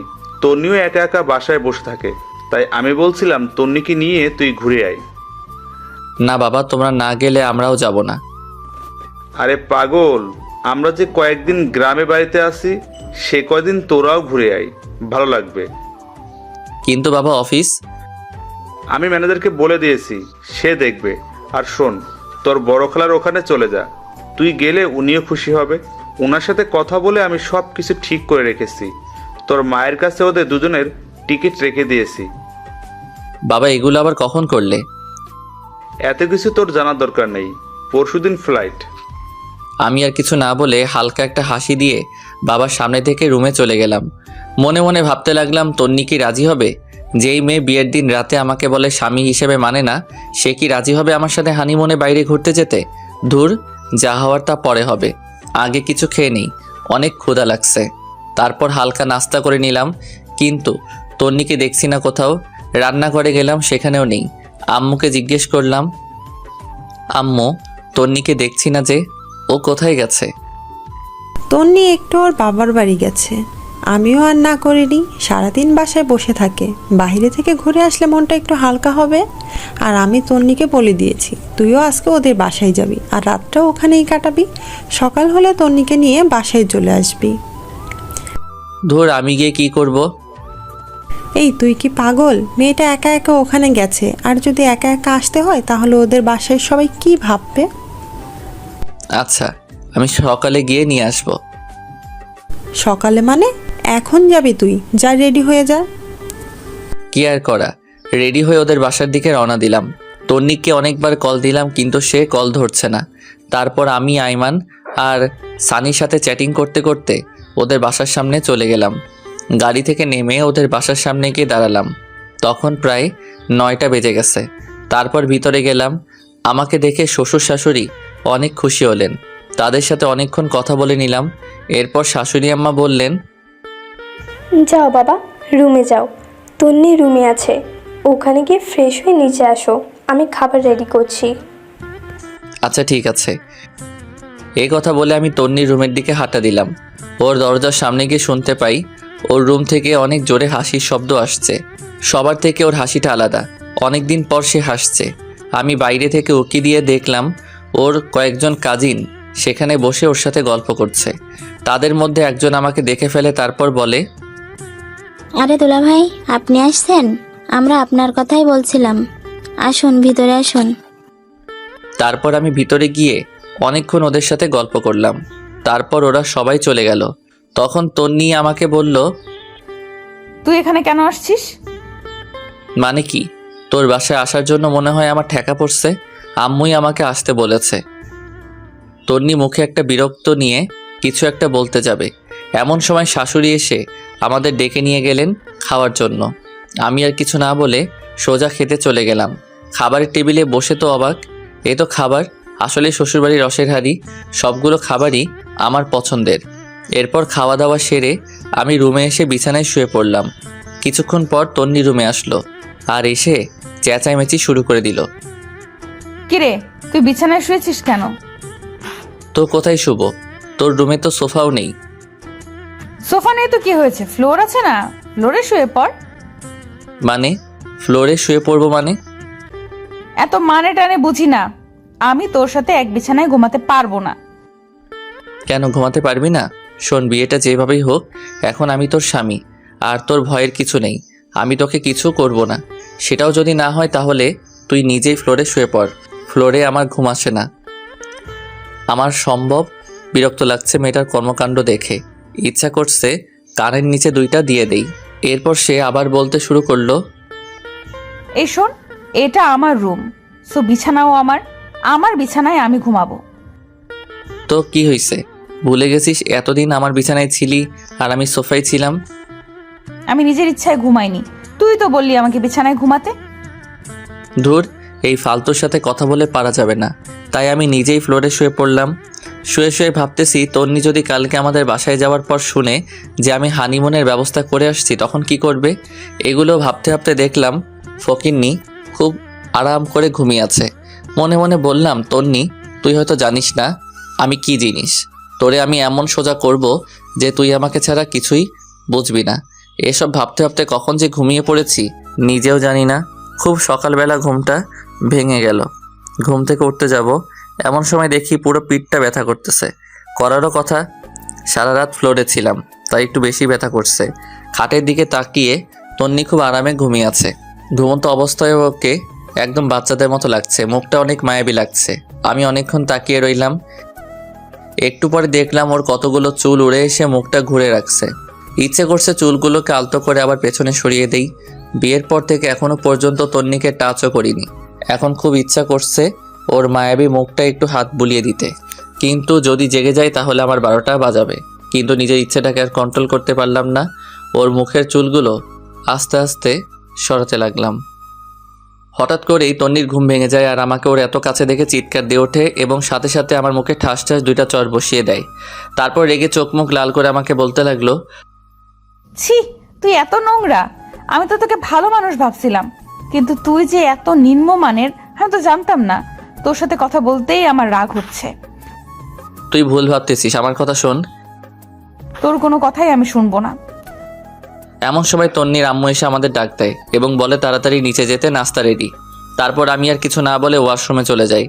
ফ্রেশ হয়ে এসে ওর রুমে বসে আছি, সেও কোথায় যেন গেছে। বসে বসে ভাবছি, মানুষ কাউকে সহজে অবিশ্বাস করতে পারে। আমি যদি জোর করে কিছু করার চেষ্টা করতাম তাহলে তো বিয়ের প্রথম রাতেই করতে পারতাম, বাট ওগুলো তো আমার মনে নেই। একটু পর তন্নি এসে আমাকে নিয়ে নাস্তা করতে গেল। আমিও কোনো কথা না বলে চুপচাপ নাস্তা করে রুমে চলে আসলাম। এসে রেডি হচ্ছি, কারণ তন্নিকে বাসায় দিয়ে এসে আমি আবার অফিসে চলে যাব। তন্নিও রেডি হয়ে আসলো, অতঃপর তাকে বাসায় দিয়ে আসলাম। অফিসে গিয়ে দেখি অনেক কাজ জমে আছে, এক নাগাড়ে করতে লাগলাম। ঘড়ির দিকে তাকিয়ে দেখি 2টা বাজে। না, এখন আর কাজ করা যাবে না। আমি উঠে নামাজ পড়লাম, তারপর ক্যান্টিনে গেলাম নাস্তা খাওয়ার জন্য। এমন সময় তন্নির কল আসলো। বলো কি হয়েছে? কিন্তু কলটা দিয়েছে বাবা। তারপর উনি বলল, তনি না, আমি তোর বাবা বলছি। বাবা এই সময় কল দিয়েছো, কিছু বলবে? তুই এখন কোথায়? ক্যান্টিনে এসেছি নাস্তা করার জন্য। নাস্তা করার দরকার নেই, তুই বাসায় আয়, একসাথে খাবো। কিন্তু বাবা। কোনো কিন্তু না, তোর সাথে কথা আছে। আচ্ছা ঠিক আছে, আসতেছি। এরপর আমি বাসায় চলে গেলাম। গিয়ে দেখি সবাই খাবার টেবিলে বসে আছে, মনে হচ্ছে আমার জন্য বসে আছে।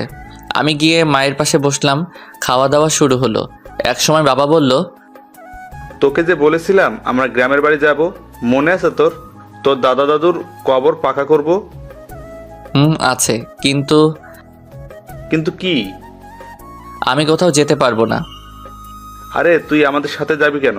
তোরা তো ঘুরতে যাচ্ছিস। না বাবা, আমরা কোথাও যাচ্ছি না। দরকার হলে তন্নিকে তোমাদের সাথে নিয়ে যাও। দেখলাম তন্নি আমার দিকে আর চোখে তাকিয়ে আছে। তারপর মা বললেন, এটা কেমন কথা? তুই না কালকে বললি তোরা ঘুরতে যাবি? বলেছিলাম, বাট আর যাবো না, আমার কাজ আছে, সব কিছু ক্যান্সেল করে দিয়েছি। তারপর বাবা তন্নিকে জিজ্ঞেস করলো ওনাদের সাথে যাবে কি না। তন্নি না করে দিল। আমিও আর কিছু না বলে সোজা রুমে চলে গেলাম।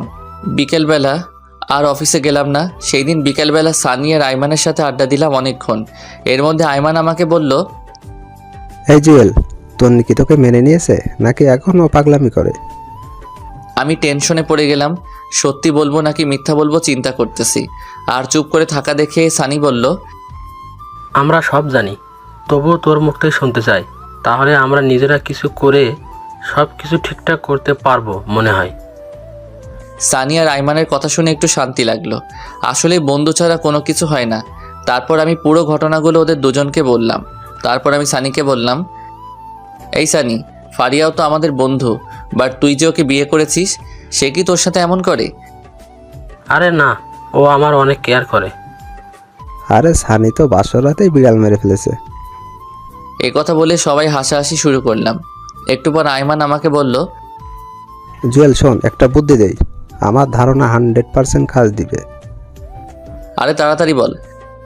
তুই আজ থেকে তন্নির কেয়ার করবি না, ওকে সবসময় এড়িয়ে যাবি, খারাপ ব্যবহার করবি, দেখবি সোজা হয়ে গেছে। আরে না, এটা কি করে হয়? আমিও ওকে অনেক ভালোবাসি। আরে বেটা শোন, ভালোবাসি বললে লাভ হবে না, ওর মনেও ভালোবাসা আনতে হবে। তুই আজ থেকে ওকে এড়িয়ে যা, দেখবি ও ঠিক হয়ে যাবে। আচ্ছা দেখি কি করা যায়। এরপর আমি বাসায় চলে যাই। রুমে ঢুকলাম, সাথে সাথে তন্নির প্রশ্ন করা শুরু হয়ে গেল।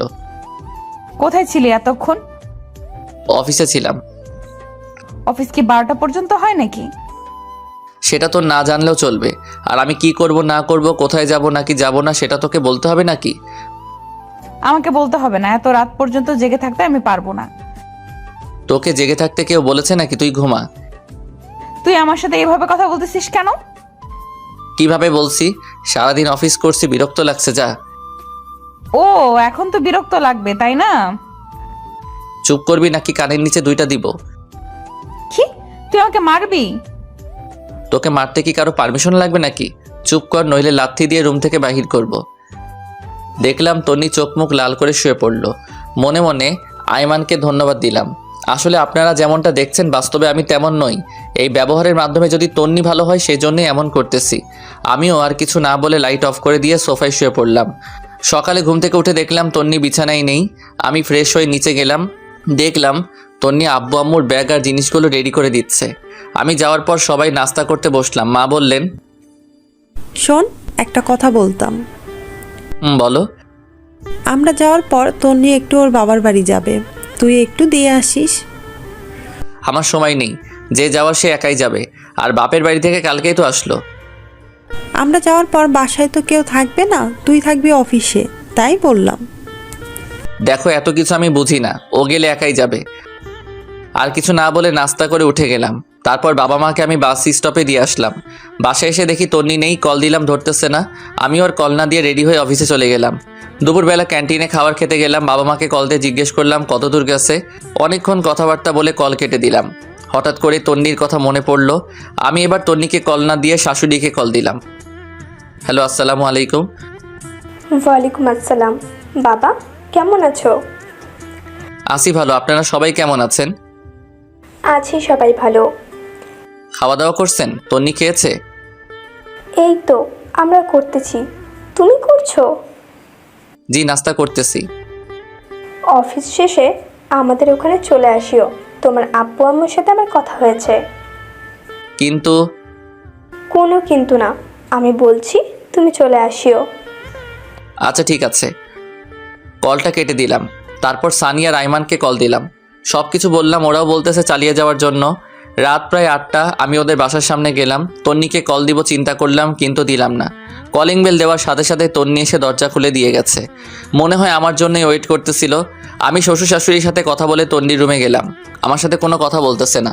আমি ওয়াশরুমে গিয়ে ফ্রেশ হয়ে আসলাম। একটু পর শাশুড়ি এসে খাওয়ার জন্য ডেকে গেল। আমিও সোজা নিচে চলে গেলাম। খাওয়া দাওয়া করে বাইরে বের হলাম। আব্বুকে কল দিলাম। অনেকক্ষণ কল দিয়ে কথা বললাম। এরপর বাসায় আসলাম। রুমে যাওয়ার সাথে সাথে তন্নি অনেক জোরে দরজাটা লাগিয়ে দিল। কি রে, এত জোরে দরজা দিলি কেন?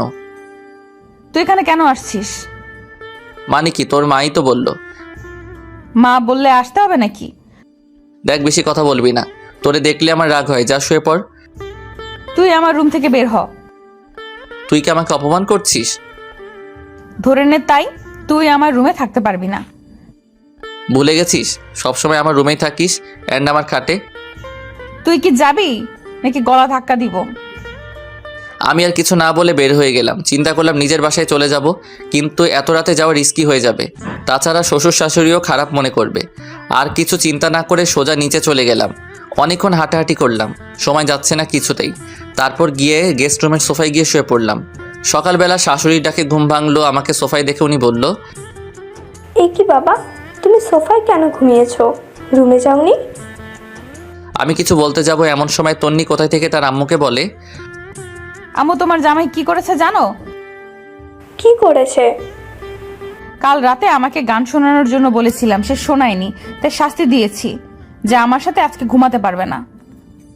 আমি তো পুরো টাসকি খেয়ে বসে আছি। ফকিন্নি কত বড় মিথ্যা কথা বলল। বাহ, কি সুন্দর নিজেকে বাঁচিয়ে নিল। তারপর শাশুড়ি আমাকে বলল, বাবা, আমার মেয়েটা গান পছন্দ করে, তুমি মাঝে মাঝে একটু গান শুনিও।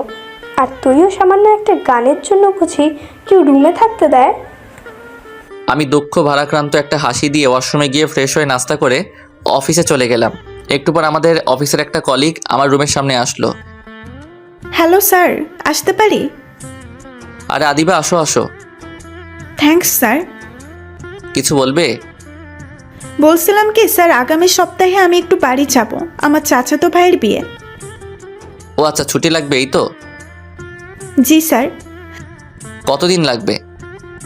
স্যার 7 দিন হলে ভালো হতো। আচ্ছা ঠিক আছে, যাও, দিলাম, ভালোভাবে যাবে। ধন্যবাদ স্যার। এরপরে দেখলাম আদিবা কিছু বলবে কিন্তু বলছে না, শুধু ছটফট করছে। তাকে আমি বললাম, কি কিছু বলবে নাকি? আসলে স্যার একটা কথা বলার ছিল। সমস্যা নাই, বলো। স্যার এখানে তো আমার কেউ নেই, আপনাকে বড় ভাইয়ের মতো দেখি। যদি ভাই হিসাবে আমার একটা উপকার করতেন খুব খুশি হতাম। আরে পাগল নাকি তুমি? কোনো সমস্যা নাই, তুমি নির্ভয় বলো। স্যার অনেক দিন পর বাড়ি যাচ্ছি তো, আব্বু আম্মুর জন্য কিছু শপিং করব আর কিছু জিনিস নিব। আপনি যদি বিকেলবেলা আমার সাথে একটু শপিংয়ে যেতেন অনেক উপকার হতো। আচ্ছা ঠিক আছে, যাব। ধন্যবাদ স্যার। এ কথা বলে আদিবা তার ডেস্কে চলে গেল। বিকেলবেলা আদিবার সাথে শপিং মলে গেলাম, অনেক কিছু নিলাম। ওর বাবার জন্য, ওর মায়ের জন্য অনেক কেনাকাটা করার পর আদিবা একটা কসমেটিক্সের দোকানে গেল। আমিও ওর পিছে পিছে গেলাম। আদিবার ব্যাগগুলো আমার কাছে ছিল। কসমেটিক্সের দোকানে যাওয়ার পর আমি আর আদিবা পাশাপাশি দাঁড়িয়েছিলাম। সেখানে গিয়ে বিশাল আকারের একটা শট খেলাম। দেখলাম তনিও সেখানে তার বান্ধবীদের সাথে কি যেন কিনতেছে। আমাকে আদিবার সাথে দেখে আমার সামনে এসে বলে, মেয়েটা কে? ও আমার। পুরোটা বলার আগেই আমার গালে একটা চর বসিয়ে চোখ মুখ লাল করে কাঁদতে কাঁদতে দোকান থেকে বের হয়ে গেল। তন্নির কয়েকটা বান্ধবী এসে আমাকে বলল, ছি, ভাইয়া বাসায় বউ রেখে বাইরে মেয়ে নিয়ে ঘুরেন, আপনার লজ্জা করে না একটু? তারপর সবাই দোকান থেকে বের হয়ে গেল। লজ্জায় আমার পুরো মুখ লাল হয়ে গেল। খারাপটাই সবাই দেখলো, আসল কাহিনীটা কারো চোখে পড়ল না। তারপর আমি আর আদিবাও বের হয়ে গেলাম। আদিবা আমাকে বলল, সরি স্যার, আমার জন্য আজকে আপনাকে অপমানিত হতে হয়েছে। আরে ধুর, এগুলো কিচ্ছু না। তোমার কি দোষ? কেউ তো আসল কথা জানে না, সেজন্য রিয়্যাক্ট করতেছে। ম্যাডাম কিন্তু অনেক রাগ করছে। এটা কোনো সমস্যা না, সব ঠিক হয়ে যাবে। স্যার একটা কথা বলতাম। বলো। ম্যাডামের নাম্বারটা কি আমাকে দিবেন? আমি সব বুঝিয়ে বলবো। আরে তুই কল দিলে সে আরো বেশি রিয়্যাক্ট করবে, উল্টো তোমাকে অপমান করবে। সমস্যা নেই স্যার, আপনি নাম্বারটা আমাকে দেন। আর এটা ধরেন। কি এটাতে? স্যার আপনাদের বিয়েতে তো যেতে পারিনি, তাই ম্যাডামের জন্য আমার পক্ষ থেকে একটা গিফট। তুমি আবার এটা কখন কিনলে? সেটা আপনার না জানলেও চলবে, আপনি এটা নেন আর নাম্বারটা দেন। ধন্যবাদ, এই নাও নাম্বার।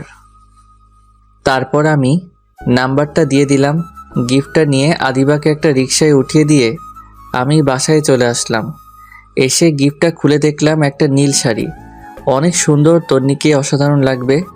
এরপর আমার মাথায় একটা বুদ্ধি আসলো, ফারিয়াকে কল দিয়ে সব কিছু বলে দেই, কারণ তন্নি আজকের বিষয়টা ফারিয়ার সাথে শেয়ার করবে। আমি ফারিয়াকে কল দিয়ে সব কিছু বলে দিছি এবং এটাও বলে দিয়েছি যে এমনভাবে কথা বলবে যেন তন্নির প্রচুর রাগ হয়। বাসায় একা একা ভালো লাগছে না, আব্বু আম্মুও নাই, তন্নিও নাই। আমি তন্নিকে কল দিলাম, বাট নাম্বার বন্ধ। এরপর তন্নির আম্মুর কাছে কল দিলাম। হ্যালো, আসসালামু আলাইকুম। ওয়ালাইকুম আসসালাম। বাবা কেমন আছো? জি ভালো, আপনি? আছি মোটামুটি। তন্নি কোথায়? ওর নাম্বার বন্ধ কেন? কি জানি বাবা, বিকেলে কোথায় থেকে কাঁদতে কাঁদতে এসে রুমের দরজা বন্ধ করে দিয়েছে। অনেকবার ডেকেছি, দরজা খুলছে না, কিছু খাচ্ছেও না। তোমার সাথে কি কিছু হয়েছে? না, আমার সাথে কিছু হয়নি। তো বাবা আজকে আমাদের বাসায় আসবে না? না, আজকে আসবো না। কেন বাবা? বাসায় তো কেউ নেই, এখানে তন্নিও একা, চলে আসো। না, একটু কাজ আছে। আচ্ছা ঠিক আছে, ভালো থাকবেন, পরে কথা হবে। এ কথা বলে আমি কলটা কেটে দিলাম। মনে মনে চিন্তা করলাম তন্নিও হয়তো আমাকে ভালোবেসে ফেলেছে, না হলে এত রিয়্যাক্ট করতো না। আয়মানের বুদ্ধিটা অনেক কাজে লাগছে। এভাবে কয়েকটা দিন চলে গেল। আমি তন্নিদের বাসায় যাই না।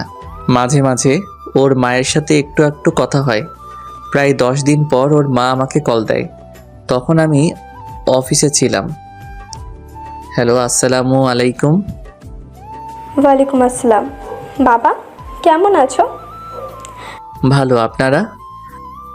আছি সবাই ভালো। বাবা তুমি একটু আজকে আমাদের বাসায় আসতে পারবে? আসলে আমার তো একটু কাজ ছিল। কেন, কোনো সমস্যা হয়েছে নাকি? আসলে হয়েছে কি, আমার বড় বোন নাকি অনেক অসুস্থ। আমি আর তোমার শ্বশুর আব্বা ওখানে যাচ্ছি, তাই যদি তুমি এখানে থাকতে ভালো হতো। তন্নিকেও নিয়ে যান তাহলে। ও যেতে চাচ্ছে না, সেজন্যই তো আমরা একটু টেনশনে আছি। সে একা একা বাসায় কিভাবে থাকবে? যদি তুমি আসতে ভালো হতো। আচ্ছা ঠিক আছে, আপনারা যান, আমি সন্ধ্যার সময় আসব। এই কথা বলে কলটা কেটে দিলাম। কেমন জানি খুব খারাপ লাগছে। আজকে অনেক দিন পর ওর সাথে দেখা করতে যাচ্ছি। রাত প্রায় 8টার সময় ওদের বাসায় গেলাম। কলিং বেল বাজানোর সাথে সাথেই দরজা খুলে দিল। মনে হয় আমার জন্যই অপেক্ষা করছিল। ভিতরে গেলাম, দেখলাম চোখ মুখ লাল করে বসে আছে। দেখতে বাচ্চাদের মতো লাগছে।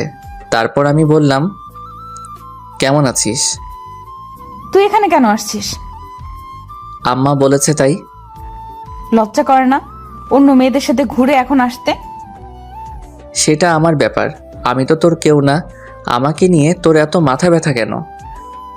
তোর মতো ফালতুকে বিয়ে করাই আমার ভুল হয়েছে। আগে জানলে জীবনেও কবুল বলতাম না। আমার মাথা গরম করবি না। কি করবি তুই? রাগে আমার পুরো শরীরের লোম দাঁড়িয়ে গেছে। আমি কোনো কথা না বলে ব্যাগটা রেখে ওয়াশরুমে চলে গেলাম। ফ্রেশ হয়ে এসে দেখি তন্নি নেই, মনে হয় ঘুমিয়ে গেছে। আমি আর ওর রুমে গেলাম না, সামনে গেস্ট রুমের সোফায় শুয়ে রইলাম, কিন্তু ঘুম আসছে না। একটু পর আস্তে আস্তে উঠে তন্নির রুমের দিকে গেলাম, দেখলাম ও ঘুমিয়ে আছে। অনেকক্ষণ আমি বাইরে থেকে দাঁড়িয়ে দাঁড়িয়ে ওকে দেখলাম। হঠাৎ করে খেয়াল করলাম ওর পুরো শরীর কাঁপতেছে। আমি তাড়াতাড়ি রুমে গেলাম, কপালে হাত দিয়ে দেখি জ্বরে পুরো শরীরটা পুড়ে যাচ্ছে। আমি তো টেনশনে পড়ে গেলাম, কি করব বুঝতে পারতেছি না। পরে কিচেন রুম থেকে একটা বাটি নিয়ে এসে ওর মাথায় জলপট্টি দিলাম অনেকক্ষণ, কিন্তু কিছুতেই কমছে না। পরে একটা বালতিতে পানি নিয়ে এসে ওর মাথায় দিলাম। প্রায় 2 ঘন্টার মতো পানি দেওয়ার পর জ্বর কিছুটা কমলো। পরে দেখলাম পানি দিতে দিতে ওর শরীরও ভিজিয়ে দিলাম। এখন কাপড়টা চেঞ্জ করতে হবে, বাট কিভাবে করব বুঝতে পারছি না। সে যদি দেখে আমি ওর কাপড় চেঞ্জ করছি তাহলে আমার অবস্থা শেষ। সকালবেলা আমি নাস্তা নিয়ে ওর রুমে গেলাম, দেখলাম সে মাত্র ঘুম থেকে উঠছে। আমার হাতে নাস্তা দেখে চমকে উঠল। তারপর নিজের দিকে তাকিয়ে দেখে যে ওর গায়ে যেই জামাটা ছিল সেটা আর নেই, আরেক। তারপর আমার রাগে চোখ মুখ লাল করে উঠে এসে আমার কলার ধরলো। ওই কুত্তা আমার কাপড়ের এই অবস্থা করেছে কি? আসলে কালকে রাতে পুরোটা বলার আগে একটা চর বসিয়ে দেয়, তারপর বলে, তুই এত খারাপ আমি ভাবতেও পারিনি। আমাকে ঘুমের মধ্যে পেয়ে তুই ছি, আমার ভাবতেই ঘৃণা লাগে। তোকে আমি আস্তে আস্তে বিশ্বাস করতে লাগলাম, কিন্তু তুই এত খারাপ আমি জীবনেও ভাবিনি। যা বেরিয়ে যা এখান থেকে। প্লিজ আমার কথাটা শোন। তুই যাবি নাকি আবার চর খাবি? আমি আর কিছু না বলে নাস্তার প্লেটটা রেখে চলে আসতে যাব, এমন সময় দেখি দরজার সামনে নীলা দাঁড়িয়ে আছে। মনে হয় আমাকে চর মারার দৃশ্যটা দেখে ফেলেছে। লজ্জায় পুরো লাল হয়ে গেলাম। কিছু না বলে সোজা রুমের বাইরে চলে আসলাম। এরপর নীলা ভিতরে গেল, যাওয়ার পর বলল, তুই ওনাকে জ্বর মেরেছিস কেন? ভালো করেছি। ও আমার কাপড় চেঞ্জ করছে কেন? সে করেনি, আমি করেছি। মানে? তুই জানিস কালকে রাতে তোর অনেক জ্বর এসেছিল, উনি তোর মাথায় জলপট্টি দিয়েছে। জ্বর না কমার কারণে সারা রাত তোর মাথায় পানি দেয়। পানিগুলো তোর শরীরে পড়ে পুরো শরীর ভেজে গেছে, ঠান্ডা লেগে যাবে সেজন্য সকালে আমাকে কল দিয়ে আনে আর আমি তোর কাপড় চেঞ্জ করে দেই। আর তুই কিনা না জেনে ওনাকে জ্বর দিলি। তোর ভাগ্য অনেক ভালো যে ওনার মতো স্বামী পেয়েছিস। এই কথাগুলো বলে নীলা বাইরে চলে আসে। আমি তন্নির মাকে কল করে ওর অসুস্থতার কথা জানালাম। তারপর কিছু না বলে সোজা অফিসে চলে গেলাম। এরপর থেকে তন্নিকে আর কোনো কল দেই না, ওর আম্মুকেও দেই। মাঝে মাঝে ওর আম্মু কল দিয়ে খবর নেয়, জাস্ট এতটুকুই। কয়েকদিন পর বাবা মা চলে আসে। এসে আমাকে বলে, কিরে বৌমা কই? ওর বাপের বাড়ি। তা তুই কি এতদিন ওখানে ছিলি? না, মাঝে মাঝে যেতাম। চুপ কর বেয়াদব, তুই কি ভাবছিস আমি কোনো খবর রাখি না?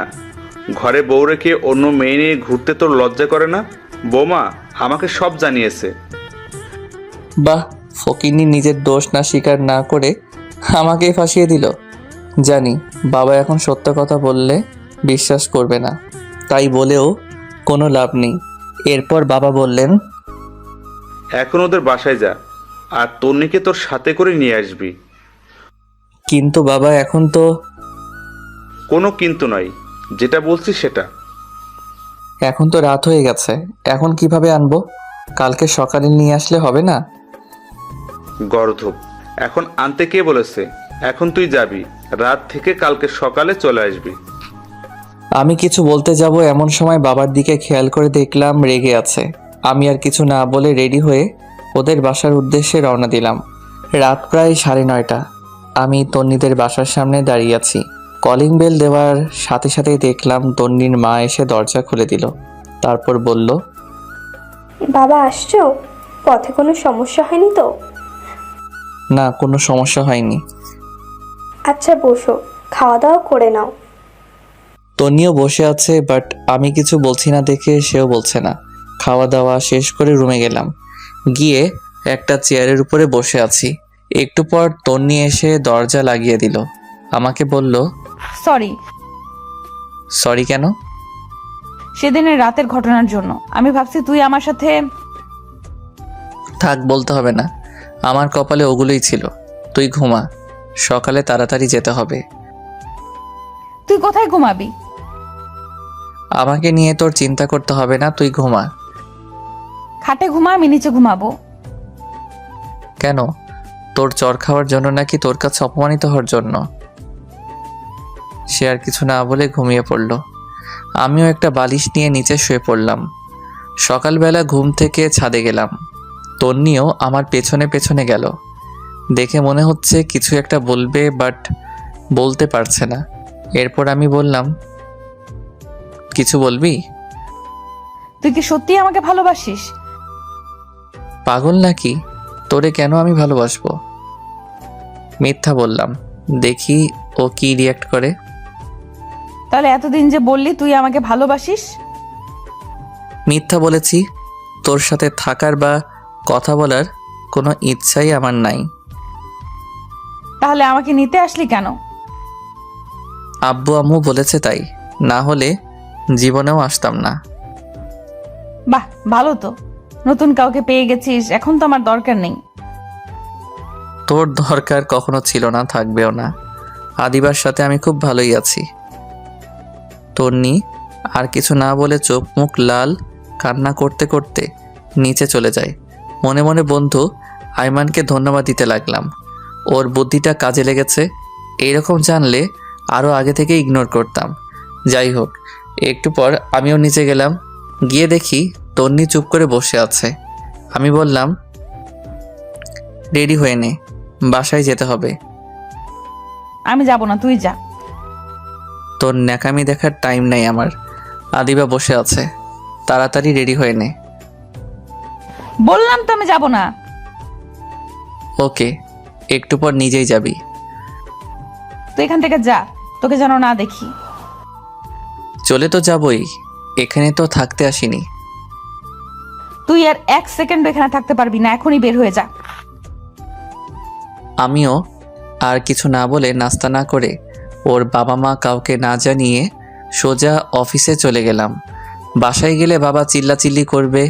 কাজ করতেছি এমন সময় আদিবা আসলো। আসতে পারি স্যার? আরে আদিবা, আসো, বসো।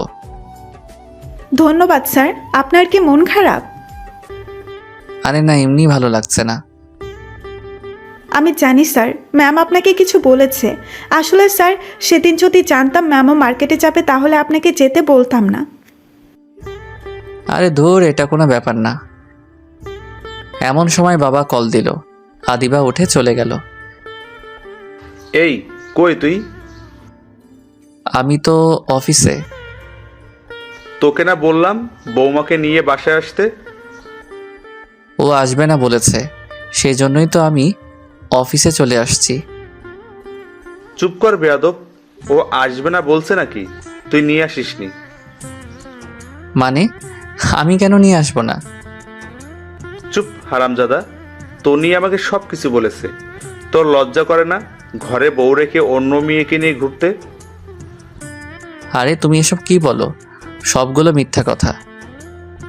চুপ কর, তনি আমাদের সব কিছু বলেছে। মেয়েটা কখন থেকে রান্না করতেছে। আমি আর কিছু না বলে কেটে দিলাম। দূর, ফকিরনিটা বাবাকে আনিয়ে বানিয়ে কি বললো আল্লাহই জানে। নিজে সব দোষ করে এখন আমাকে ফাঁসাই দিছে। বিকেলবেলা আইমান কল দিল। কি রে দোস্ত, কি অবস্থা? মামা কি বদি দিলি? তনি তো ফেসে গেছে।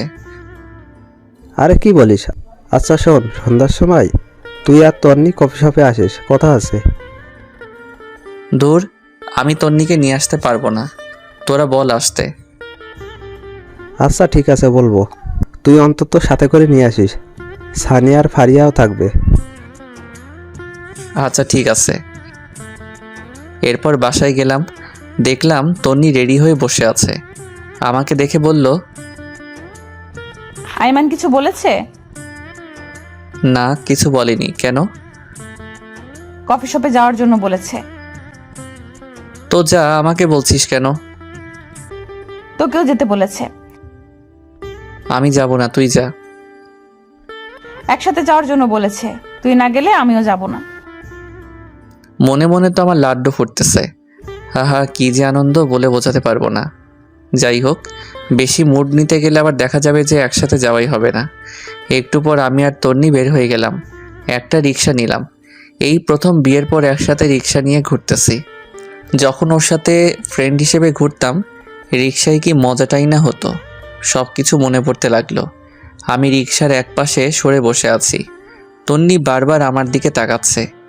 একটু পর কফি শপে গেলাম, দেখলাম আয়মান, সানি আর ফারিয়া বসে আছে।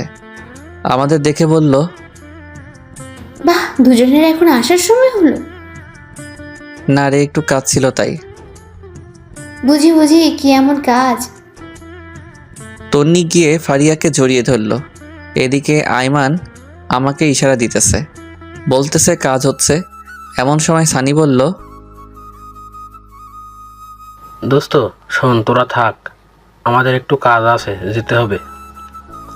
সে কি, মাত্রই তো আসলাম, কফিটা খেয়ে যা। না রে, অনেক কাজ, সময় কম। আচ্ছা তুই যা, ফারিয়া থাকুক। না রে, ওরে ছাড়া আমার কোনো কাজ হয় না। ওর কপালের চুমু না খেলে কাজে মন বসে না। চুপ কর ফাজিল। আচ্ছা তোরা থাক, পরে কথা হবে। এ কথা বলে ফারিয়া আর সানি চলে গেল। আয়মানও কেমন জানি ছটফট করতেছে। আমি বললাম, কি রে, তোর আবার কি হয়েছে? আসলে দোস্ত, বাসায় একটা কাজ ফেলে চলে আসছি, এখনই বাসায় যাওয়া লাগবে। মানে কি? তোদের সবার কাজ আছে আগে বলতি। তোরা না বললি একসাথে কফি খাবি? তোরা খা, আমি একটু আসি। এ কথা বলে আইমানও চলে গেল। আমি আর তন্নি বসে আছি।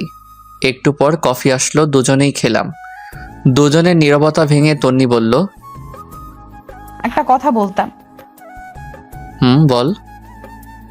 অনেকদিন কোথাও ঘুরি না, চল পার্কটাতে একটু ঘুরে আসি।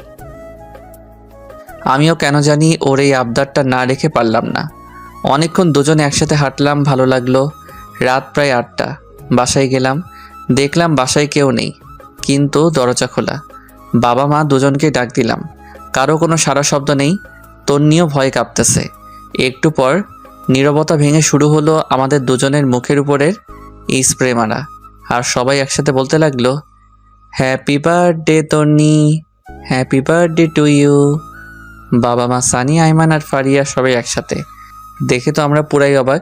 আমি নিজেও ভুলে গেছি আজকে তন্নির জন্মদিন, কিন্তু বন্ধুগুলার মনে আছে, সেজন্য তারা কফি শপ থেকে তাড়াতাড়ি চলে আসছে। তারপর বড় একটা কেক কাটা হলো। তন্নি সবার প্রথমে আমাকেই খাইয়ে দিয়েছে, আমিও খাইয়ে দিয়েছি। এক এক করে সবাই সবাইকে খাইয়ে দিয়েছে। এমন সময় তন্নি বলল, এতগুলো আয়োজন কে করেছে? সবাই একসাথে আমাকে দেখিয়ে দিল। আমি তো পুরাই টাসকি খেয়ে গেলাম। আমি নিজেই কিছু জানি না, আর ওরা বলছে আমি করছি। সেদিন সবাই একসাথে খাওয়া দাওয়া করে নিলাম, ওদের বাসায় যেতে দেইনি। আমি, সানি, আইমান একসাথে ঘুমাইছি, ফারিয়া আর তন্নি একসাথে ঘুমাইছে। পরে যে যার মতো চলে গেল, আমিও অফিসে চলে গেলাম। দুপুরবেলা আদিবা আমার রুমে আসলো। স্যার আসতে পারি? আসো, বসো। স্যার একটা কথা বলতাম। অবশ্যই বলো। আসলে স্যার আমার একজনের সাথে রিলেশন আছে, বাবা বিয়ের জন্য চাপ দিচ্ছিল, তাই আমি বাবাকে ফাহাদের কথা বলেছি। বাবা বলেছে ওকে নিয়ে বাবার সাথে দেখা করার জন্য। যদি আজকে বিকেলের জন্য আমাকে ছুটি দিতেন উপকার হতো। আরে এটা কোনো কথা? তুমি আমাকে আগে বলবে না? ওকে যাও, দিলাম। ধন্যবাদ স্যার। আদিবা, একটু কষ্ট করতে পারবে? জি স্যার, বলুন। তোমার পাশের আলমারিটার উপর একটা হলুদ রঙের ফাইল আছে, যদি একটু কষ্ট করে দিতে উপকার হতো। এতে কষ্টের কি আছে? এ কথা বলে আদিবা উঠে ফাইলটা নিতে গেল। আলমারি উঁচু হওয়ার কারণে সে একটু উপরের দিকে উঠে পায়ের আঙুলের উপর ভর করে ফাইলটা নিতে যাবে, এমন সময় পা স্লিপ করে উল্টে যেতে লাগলো। আমি তাড়াতাড়ি উঠে ওকে ধরে ফেললাম, আর এমন সময় তন্নি এসে উপস্থিত। আমাদের একসাথে দেখেই চিৎকার দিয়ে উঠল। দেখলাম হাতে একটা টিফিন বাটি, মনে হয় দুপুরের খাবার নিয়ে আসছে। দূর শালার, কেন যে আদিবাকে ফাইলটার কথা বললাম। যদি না বলতাম তাহলে তন্নি হয়তো কিছু দেখতো না। আমি আদিবাকে ছেড়ে দিলাম। তন্নি রাগে চোখ মুখ লাল করে আমাকে বলল, ছি, তুই এত খারাপ? প্লিজ তুই শান্ত হ, আমার কথা শোন। কি শুনবো? নিজের চোখেই তো সবকিছু দেখলাম। প্লিজ তুই আমার কথাটা শোন। চুপ কর, তোর মতো ফালতুর সাথে আমি কোনো কথাই বলবো না। ভেবেছিলাম তুই সত্যি আমাকে ভালোবাসিস, আমিও আস্তে আস্তে তোকে ভালোবেসে ফেললাম, কিন্তু তুই অন্য মেয়ের সাথে, ছি, আমার ভাবতেই ভালো লাগে না। আমি কিছু বলতে যাব, এমন সময় আদিবা বলল, ম্যাম শোনেন, আপনার ধারণা ভুল। তুমি চুপ করো, লজ্জা করে না অন্যের স্বামীর সাথে এসব করতে? যত সব ফালতু। ম্যাম আপনি আমাকে যা ইচ্ছে বলতে পারেন, কিন্তু স্যারকে কিচ্ছু বলবেন না। স্যারের কোনো দোষ নেই। চুপ করো তুমি। সেদিন তো শপিং করতেও দেখেছি তোমাদের, আবার বড় বড় কথা বলছো, লজ্জা করে না? ম্যাম আপনাকে সেদিন রাতে আমি অনেকবার কল দিয়েছি সত্যটা বলার জন্য, বাট আপনি কল ধরেননি। সেদিন আমি স্যারকে জোর করেই শপিং করতে নিয়ে গেছি। আসলে এখানে আমার কেউ নেই, স্যারকে ভাই ডেকেছি। একটা কাজিনের বিয়ে ছিল, প্রায় 6 মাস পর বাড়ি যাচ্ছি, তাই বাবা মায়ের জন্য কিছু জিনিস কিনতে গেছিলাম। আর আপনি সেখানে আমাদের দেখতে পেলেন, স্যারকে সবার সামনে চট দেন। জানেন, সেদিন আপনার জন্য একটা নীল শাড়ি আমি কিনেছিলাম। স্যার অনেকবার বলেছিল আপনাকে নাকি নীল শাড়িতে ভালো মানায়। আপনাদের বিয়েতে না যেতে পারায় একটা নীল শাড়ি আমি আপনার জন্য কিনে স্যারকে দিয়েছিলাম। বিনিময়ে আপনি স্যারকে চট দিয়েছেন, নয়তো অপমান করেছেন। সেদিনের কথা বাদ দাও, আজকেটা তো আমি নিজের চোখেই দেখলাম। আজকে কি ছিল তাহলে? আমার একজনের সাথে রিলেশন আছে, বাবা চাইছে তাকে বাবার সাথে পরিচয় করিয়ে দেওয়ার জন্য। আমি স্যারের কাছে এসেছি বিকেলবেলা ছুটি দেওয়ার জন্য। স্যার আমাকে ছুটি দিয়েছে। আমি চলে যাওয়ার সময় স্যার ফাইলটা দিতে বললেন। আমি ফাইলটা নিতে গিয়ে পড়ে যাচ্ছিলাম, এমন সময় স্যার আমাকে ধরে ফেললেন। শোনেন, একটা কথা বলি, আপনার কপাল অনেক ভালো যে আপনি ওনার মতো একজনকে নিজের জীবনসঙ্গী হিসেবে পেয়েছেন। আপনার মতো মেয়ের কোনো যোগ্যতা নেই ওনার সাথে থাকার। নিজেকে তো অনেক কিছু মনে করেন, এগুলো বাদ দিয়ে ভালো হওয়ার চেষ্টা করুন। আদিবা এই কথাগুলো তন্নিকে বলে চলে গেল। দেখলাম তন্নির চোখে পানি চলে আসছে। আমি এতক্ষণ কিছুই বললাম না, চুপচাপ দাঁড়িয়ে দুজনের কথা শুনছিলাম। আদিবার কথাগুলো অনেক ভালো লাগলো, মনে মনে কয়েকবার ধন্যবাদ জানালাম। একটু পর তন্নি আমার দিকে তাকালো, চোখ মুখ লাল হয়ে আছে। তারপর আমাকে বলল, নিজেকে খুব চালাক মনে করিস তাই না? মানে? তুই কি ভাবছিস আমি কিছুই জানি না? কি জানিস তুই?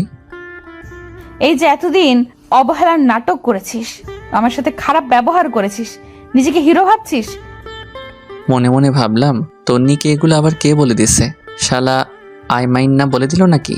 এরপর আমি বললাম, এগুলো সব মিথ্যা কথা, আমি যা করেছি মন থেকে করেছি। তোকে এই কথাগুলো কে বলেছে? তুই কি ভাবছিস ওরা শুধু তোর ফ্রেন্ড, আমার না? ফারিয়া আমাকে সব কিছু বলেছে। শালার মেয়েদের পেটে কিছুই হজম হয় না। কি দরকার ছিল তন্নিকে এগুলো বলার? তারপর আমি বললাম, তোকে এই কথাগুলো ফারিয়া বলেছে, দেখ ওর কি হাল করি। কি করবি তুই ফারিয়ার? এই কথা বলে আস্তে আস্তে এগোতে লাগলাম। আমি বললাম, কি ব্যাপার, তুই এদিকে কেন আসছিস? কেন আসছি তাই না? দেখ, একদম কাছে আসবি না, আমি কিন্তু চিল্লাচিল্লি করব। কর চিল্লাচিল্লি, দেখি কে আসে। আমি পিছাইতে পিছাইতে দেওয়ালের সাথে লেগে গেছি। এই কি করছিস তুই? বলার আগে ঠোঁট দিয়ে আমার ঠোঁটটা চেপে ধরলো। আমার পুরো শরীরের লোম দাঁড়িয়ে গেল। কিছুক্ষণ এভাবে থাকার পর আমি তন্নিকে একটু দূরে সরিয়ে দিলাম। বললাম, এই তুই কি পাগল? এটা আমার অফিস, বেডরুম না। যদি কেউ দেখে ফেলতো? দেখুক, তাতে আমার কি? খাইছিস? মাত্রই তো খাইলাম। আর ধর, এটা না, দুপুরে খাইছিস? না, তোর জন্য রান্না করে নিয়ে আসছি। তুই করছিস নাকি আম্মা করছে? দুজনেই করছি। তুই এত কথা বলিস কেন? আচ্ছা ঠিক আছে, বলবো না। তুই ফ্রেশ হয়ে আয়, একসাথে খাবো। ওকে। এরপর তন্নি ওয়াশরুমে চলে গেল। আমি মনে মনে ভাবছি, অবশেষে তন্নি লাইনে আসলো। হারামি বন্ধুগুলো না থাকলে হয়তো কিছুই সম্ভব হতো না। একটু পর তন্নি বাইরে আসলো। আমি একটা প্লেটে ভাত দিয়ে তাকে বললাম, এই ধর, খেয়ে নে। আমি খাবো না। কি আজীব, তুই না একটু আগে বললি খাবি? এভাবে খাবো না। তো কিভাবে খাবি? যদি কেউ একজন খাইয়ে দেয় তাহলে খাবো। আমি আর কিছু না বলে ওকে খাইয়ে দিলাম, নিজেও খেয়ে নিলাম। খাওয়া দাওয়া শেষে তন্নিকে বাসায় পাঠিয়ে দিলাম। তন্নি চলে যাওয়ার পর ফাইলটা নিলাম। এমন সময় আয়মানের কল। দোস্ত, কি অবস্থা? আরে মামা, কি বুদ্ধি দিলি, তন্নি তো পুরো ফিদা হয়ে গেছে। আরে কি বলিস? আর তন্নির জন্মদিনে এত বড় একটা সারপ্রাইজ দেওয়ার জন্য ধন্যবাদ। আমি ভুলেই গেছিলাম ওর জন্মদিন। আরে মামা, সারপ্রাইজের কি দেখলা? আরো বড় সারপ্রাইজ এখনো রয়ে গেছে। আরে কি বলিস, কি সারপ্রাইজ, তাড়াতাড়ি বল। না, এখন না, বিকালে কফি শপে আয়, বাকিরাও আসবে, সবাইকে একসাথে বলবো। আচ্ছা ঠিক আছে। শোন, আসার সময় তন্নিকে নিয়ে আসিস। আমি সানিয়া আর ফারিয়াকে বলে দিচ্ছি। আচ্ছা ঠিক আছে। এই কথা বলে কল কেটে দিলাম। অফিস শেষ করে বিকেলবেলা তন্নিকে বললাম রেডি হতে। সে রেডি হতে চলে গেল। আমিও ফ্রেশ হয়ে একটা কালো শার্ট পরে বাসার বাইরে দাঁড়িয়ে আছি তন্নির জন্য। একটু পর তন্নিও আসলো। বাহ, সেও কালো শাড়ি পরে আসলো। আমি দেখে আরও একবার ক্রাশ খেলাম। হাঁ করে তাকিয়ে আছি। একটু পর তন্নির ঝাঁকানিতে বাস্তবে ফিরে এলাম। আমাকে বলল, এভাবে হা করে তাকিয়ে আছিস কেন? মশা ঢুকবে। আরে না, আমি একটা কথা চিন্তা করতেছিলাম। কচু করছিলি? যা, এখন রিক্সা নিয়ে আয়। তারপর আমি একটা রিক্সা নিলাম। আমি একটু দূরে সরে বসতে চাইলাম, কিন্তু আমার বাম হাতটা চেপে ধরে বসে আছে। একটু পর কফি শপে পৌঁছে গেলাম। দেখলাম সবাই বসে আছে। আমাদের দেখে সবাই দাঁড়ালো। ফারিয়া বলল, কি রে, আজ এত ম্যাচিং, ঘটনা কি? কিসের ঘটনা? বুঝি, সবই বুঝি। আচ্ছা, বুঝলে ভালো। এই হারামির দল, চুপ কর, সবাই আগে বস। এরপর আমরা সবাই বসলাম। আইমান সবার জন্য কফির অর্ডার দিল। বন্ধু, এবার বল, কি এমন সারপ্রাইজ যেটা মোবাইলে বলা যায় না, এখানে বলতে হবে? দোস্ত, আবার তো বিয়ে। সত্যি? সত্যি। তারপর সবাই আইমানকে কংগ্রাচুলেশনস জানালাম। আমি বললাম, তো বিয়ে কবে? পরশুদিন। আর আমির বাচ্চা, আগে বলিসনি কেন? দোস্ত, আমি নিজেও জানতাম না, আজকে সকালে আব্বা বলছে। আচ্ছা শোন, কালকে তোরা সবাই থাকবি, অনেক কিছু কেনাকাটা করতে হবে। আমি পারবো না, তোরা সবাই আসিস। না পারলে তুই বিয়েতেও আসিস না। ওরে ভাই, কাঁদিস কেন? আচ্ছা ঠিক আছে, আসবো। আমার কথা শুনে সবাই হাসাহাসি করতে লাগলো। তারপর অনেকক্ষণ আড্ডা দিয়ে কথাবার্তা বলে বাসায় চলে আসলাম। বাবার সাথে অনেকক্ষণ কথা বলে রুমে গেলাম। দেখি তন্নি সোফায় বসে আছে। আমি যাওয়ার সাথে সাথে বলে, একটা কথা বলতাম। তো বল, অনুমতির কি আছে? আজকে খাটে ঘুমা, আমার কোনো সমস্যা হবে না। কেন, চর খাওয়ার জন্য নাকি? দেখ, এগুলোর জন্য সরি, তুই খাটে ঘুমা, আমার সমস্যা হবে না। দরকার নেই, তুই ঘুমা। এই কথা বললে আমি সোফায় ঘুমিয়ে পড়লাম। তন্নি মন খারাপ করে বিছানায় ঘুমিয়ে পড়ল। পরের দিন তন্নিটাকে ঘুম ভাঙলো। উঠে ফ্রেশ হয়ে নাস্তা করলাম। রুমে যাওয়ার পর আইমান কল দিল। হ্যালো দোস্ত, কই তোরা? তাড়াতাড়ি আয়, আমরা সবাই ওয়েট করতেছি। দোস্ত, আমি না আসলে হয় না, তন্নিকে পাঠিয়ে দিব। ওকে, তুই আমার বিয়েতেও আসিস না। আচ্ছা, রাগ করিস না, আসছি। এরপর তন্নিকে বললাম রেডি হতে। দুজনে রেডি হয়ে মার্কেটের উদ্দেশ্যে রওনা দিলাম। একটু পর মার্কেটে চলে আসলাম। কিরে হারামি, এত দেরি কেন? আরে বলিস না, তন্নি আটা ময়দা মাখতে দেরি করে ফেলছে। তন্নি রেগে লাল হয়ে বলল, কি, আমি আটটা ময়দা মাখি? এই হারামি, তুইও তো ঘুম থেকে উঠতে দেরি করছিস, এখন আমার দোষ দিতেছিস, তাই না? এই তোদের ঝগড়া বন্ধ কর, দেরি হয়ে যাচ্ছে। ওকে চল কেনাকাটা শুরু করি। শুরুতে একটা স্বর্ণের দোকানে গেলাম। তন্নি আর ফারিয়া দুজনে আইমানের বইয়ের জন্য গয়না পছন্দ করতেছে। অনেক ঘাটাঘাটির পর অনেকগুলো স্বর্ণের জিনিস নিল। তন্নি একটা নেকলেস নিয়ে বারবার নিজের গলায় জড়িয়ে দেখতে লাগলো। আমি খেয়াল করে দেখেছি, মনে হয় ওর পছন্দ হয়েছে, কিন্তু কিছু বলছে না। আমার দিকে বারবার তাকাচ্ছে। আমি দেখেও না দেখার ভান করে সানির সাথে কথা বলতেছি। একটু পর শাড়ির দোকানে গেলাম। সবার জন্য শাড়ি কিনলো। আইমানের মা, বোন, খালা আরও অনেকের জন্য কেনা হলো। তন্নি একটা নীল শাড়ি নিজের গায়ে জড়িয়ে আমাকে বলল, এই জুয়েল, বল। শাড়িটা খুব সুন্দর, তাই না? আমাকে ভালো মানিয়েছে। তো এখন কি করব? না, এমনি বললাম। বাহ, ফকিন্নি সব কিছুই ঠিক করে নিয়েছে। দাম দেওয়ার জন্যই আমাকে এই কথাগুলো বলেছে। আর তন্নিকে শাড়িটাই আসলে অনেক সুন্দর মানিয়েছে। আমি দোকানদারকে বললাম শাড়িটা আলাদা একটা প্যাকেট করে দিতে। তন্নির মুখে এক রাজ্যের হাসি দেখলাম।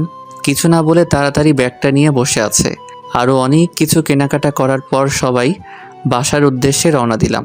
আমরা সানি আর আইমানের কাছ থেকে বিদায় নিয়ে একটা রিক্সা নিলাম। একটু পথ যাওয়ার পর রিক্সাওয়ালাকে বললাম, মামা একটু দাঁড়ান। এই, তোর আবার কি হলো? তুই বসে থাক, আমি একটু আসছি। এই কথা বলে আমি আবার মার্কেটে গেলাম। গিয়ে তন্নির পছন্দ করার নেকলেসটা কিনে নিলাম। দাম বেশি হওয়ায় ক্যাশ টাকা দিতে পারিনি। ওর বিকাশ নাম্বার নিয়ে একটা কলিগকে বলে টাকা পাঠিয়ে দিলাম। একটু পর রিক্সায় আসলাম। কিরে, কোথায় গিয়েছিলি? সেটা তো না জানলেও চলবে। এই মামা চলেন।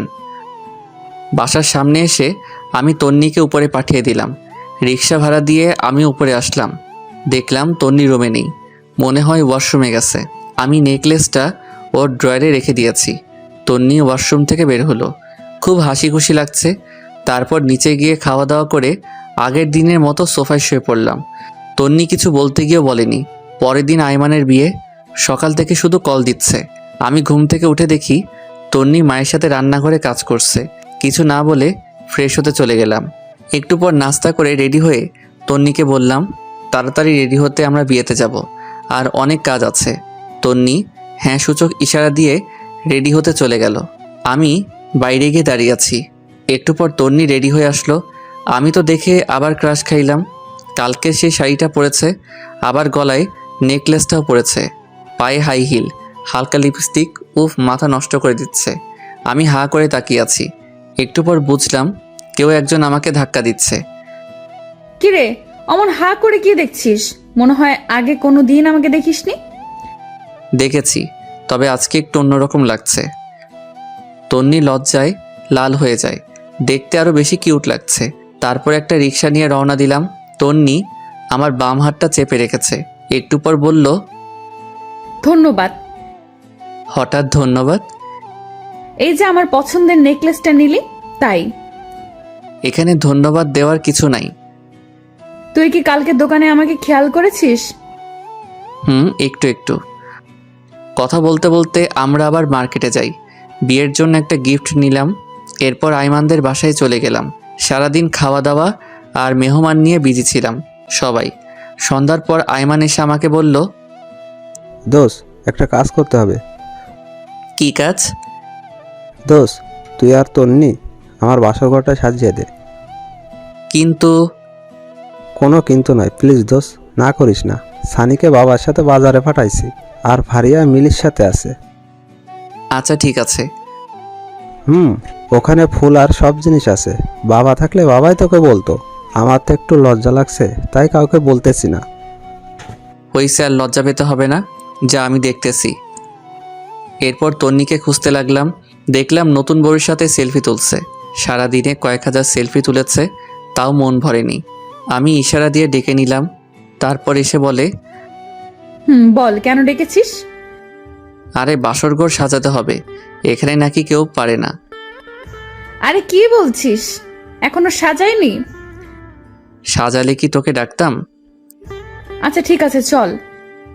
এরপর তন্নি আর আমি বাসরঘর সাজাতে লাগলাম। সাজানো প্রায় শেষের সময় তন্নি বলে, জানিস বাসর ঘর নিয়ে আমার অনেক স্বপ্ন ছিল। তাই নাকি? জানিস আমি কি কি কল্পনা করেছি বাসর রাত নিয়ে? কি কি? আমার জামাই আসবে, আমি লজ্জায় ঘুমটা দিয়ে রাখবো, সে ঘুমটা সরাবে, তারপর তার পা ছুঁয়ে সালাম করব। তারপর সে আমাকে গান শোনাবে, আমি তাকে শোনাবো, কিছুক্ষণ নাচবো, তারপর দুজনে ছাদে গিয়ে চাঁদ দেখবো, সে আমাকে দোলনায় দুলাবে, হঠাৎ করে বৃষ্টি শুরু হবে।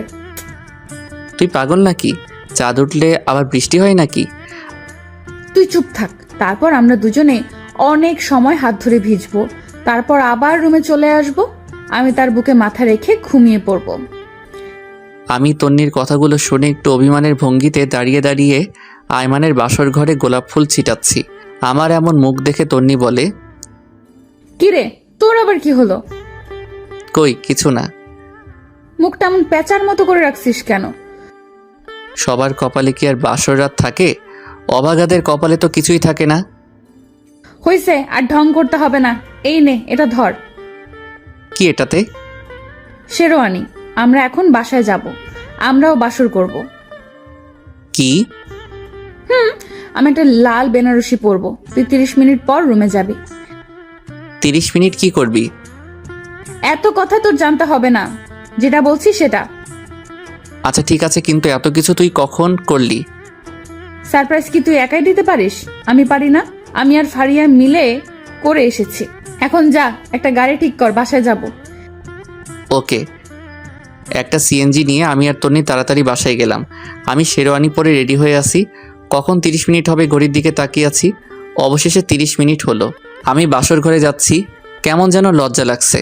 সব সময় থাকি, তবু আজকে কেমন যেন লাগছে। ধুর, এত শরম দিয়ে লাভ নাই, আগে ভিতরে যাই। আস্তে করে দরজাটা খুলে ভিতরে গেলাম। তন্নি বড় একটা ঘোমটা দিয়ে বসে আছে। আমি গিয়ে ঘোমটা উঠালাম।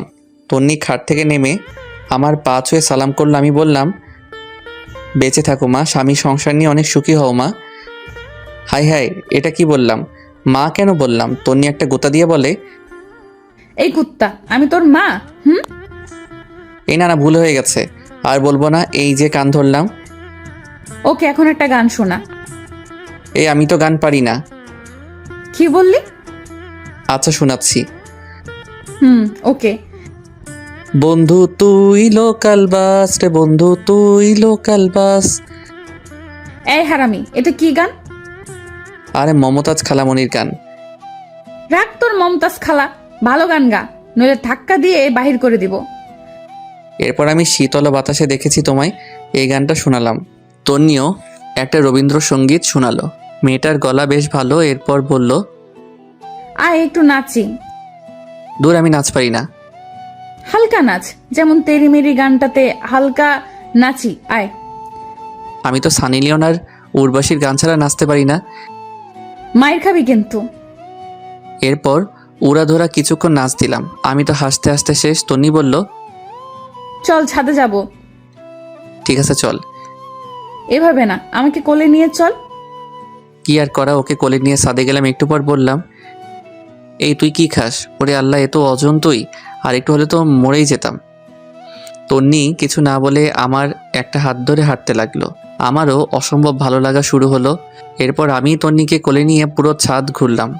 একটু পর শুরু হলো ঝুম বৃষ্টি। তন্নির ইচ্ছাটা উপরওয়ালা পূরণ করে দিল। দুজনে অনেক সময় দিয়ে ভিজলাম। হঠাৎ একটা বাজ পড়ার সাথে সাথে তন্নি আমাকে জড়িয়ে ধরলো। এইভাবে কিছুক্ষণ চলার পরে দুজনে নিচে চলে আসলাম। তন্নি ভেজা কাপড় চেঞ্জ করে আসলো, আমিও আসলাম। একটু পর বললাম, এই শোন, আমরা ফ্রেন্ড ছিলাম ঠিক আছে, কিন্তু এখন তো স্বামী স্ত্রী হয়ে গেছি। এখন আর তুই করে বলবো না, তুমি করে বলবো। থুর, না, আমি তুই করেই বলবো। কিন্তু কেন? আচ্ছা ঠিক আছে, সবার সামনে তুমি বলবো আর এমনিতে তুই করে বলবো। আচ্ছা ঠিক আছে। এই শোন, আমার না অনেক ইচ্ছা আমার টুইন বেবি হবে। তাই নাকি? তাহলে তো আমাকে ডাবল কষ্ট করতে হবে। কেন? একটা ছেলের জন্য যে কষ্ট করতে হবে, দুজনের জন্য তো ডাবল কষ্ট করতে হবে, তাই না? এই তোর মতলব কিন্তু আমি বুঝে গেছি। তাই নাকি? তাহলে তো ভালো। এই খবরদার কাছে আসবি না। আসলে কি হবে শুনি। আমি আস্তে আস্তে আগাতে লাগলাম আর তন্নি পিছাতে লাগলো। পিছাতে পিছাতে একসময় খাটের উপর গিয়ে পড়ে যায়। তন্নি লজ্জায় লাল হয়ে যায়। একটা কাপড় দিয়ে মুখ ঢেকে ফেলে। আমি কাপড়টা সরিয়ে ওর মিষ্টি মাখা ঠোঁটে আস্তে করে আমার ঠোঁটটা বসাই দিলাম। তারপর দুজনে হারিয়ে গেলাম অজানা এক রাজ্যে। থামেন, অনেক কিছু দেখে ফেলেছেন, এবার আমাদের একটু একা থাকতে দেন।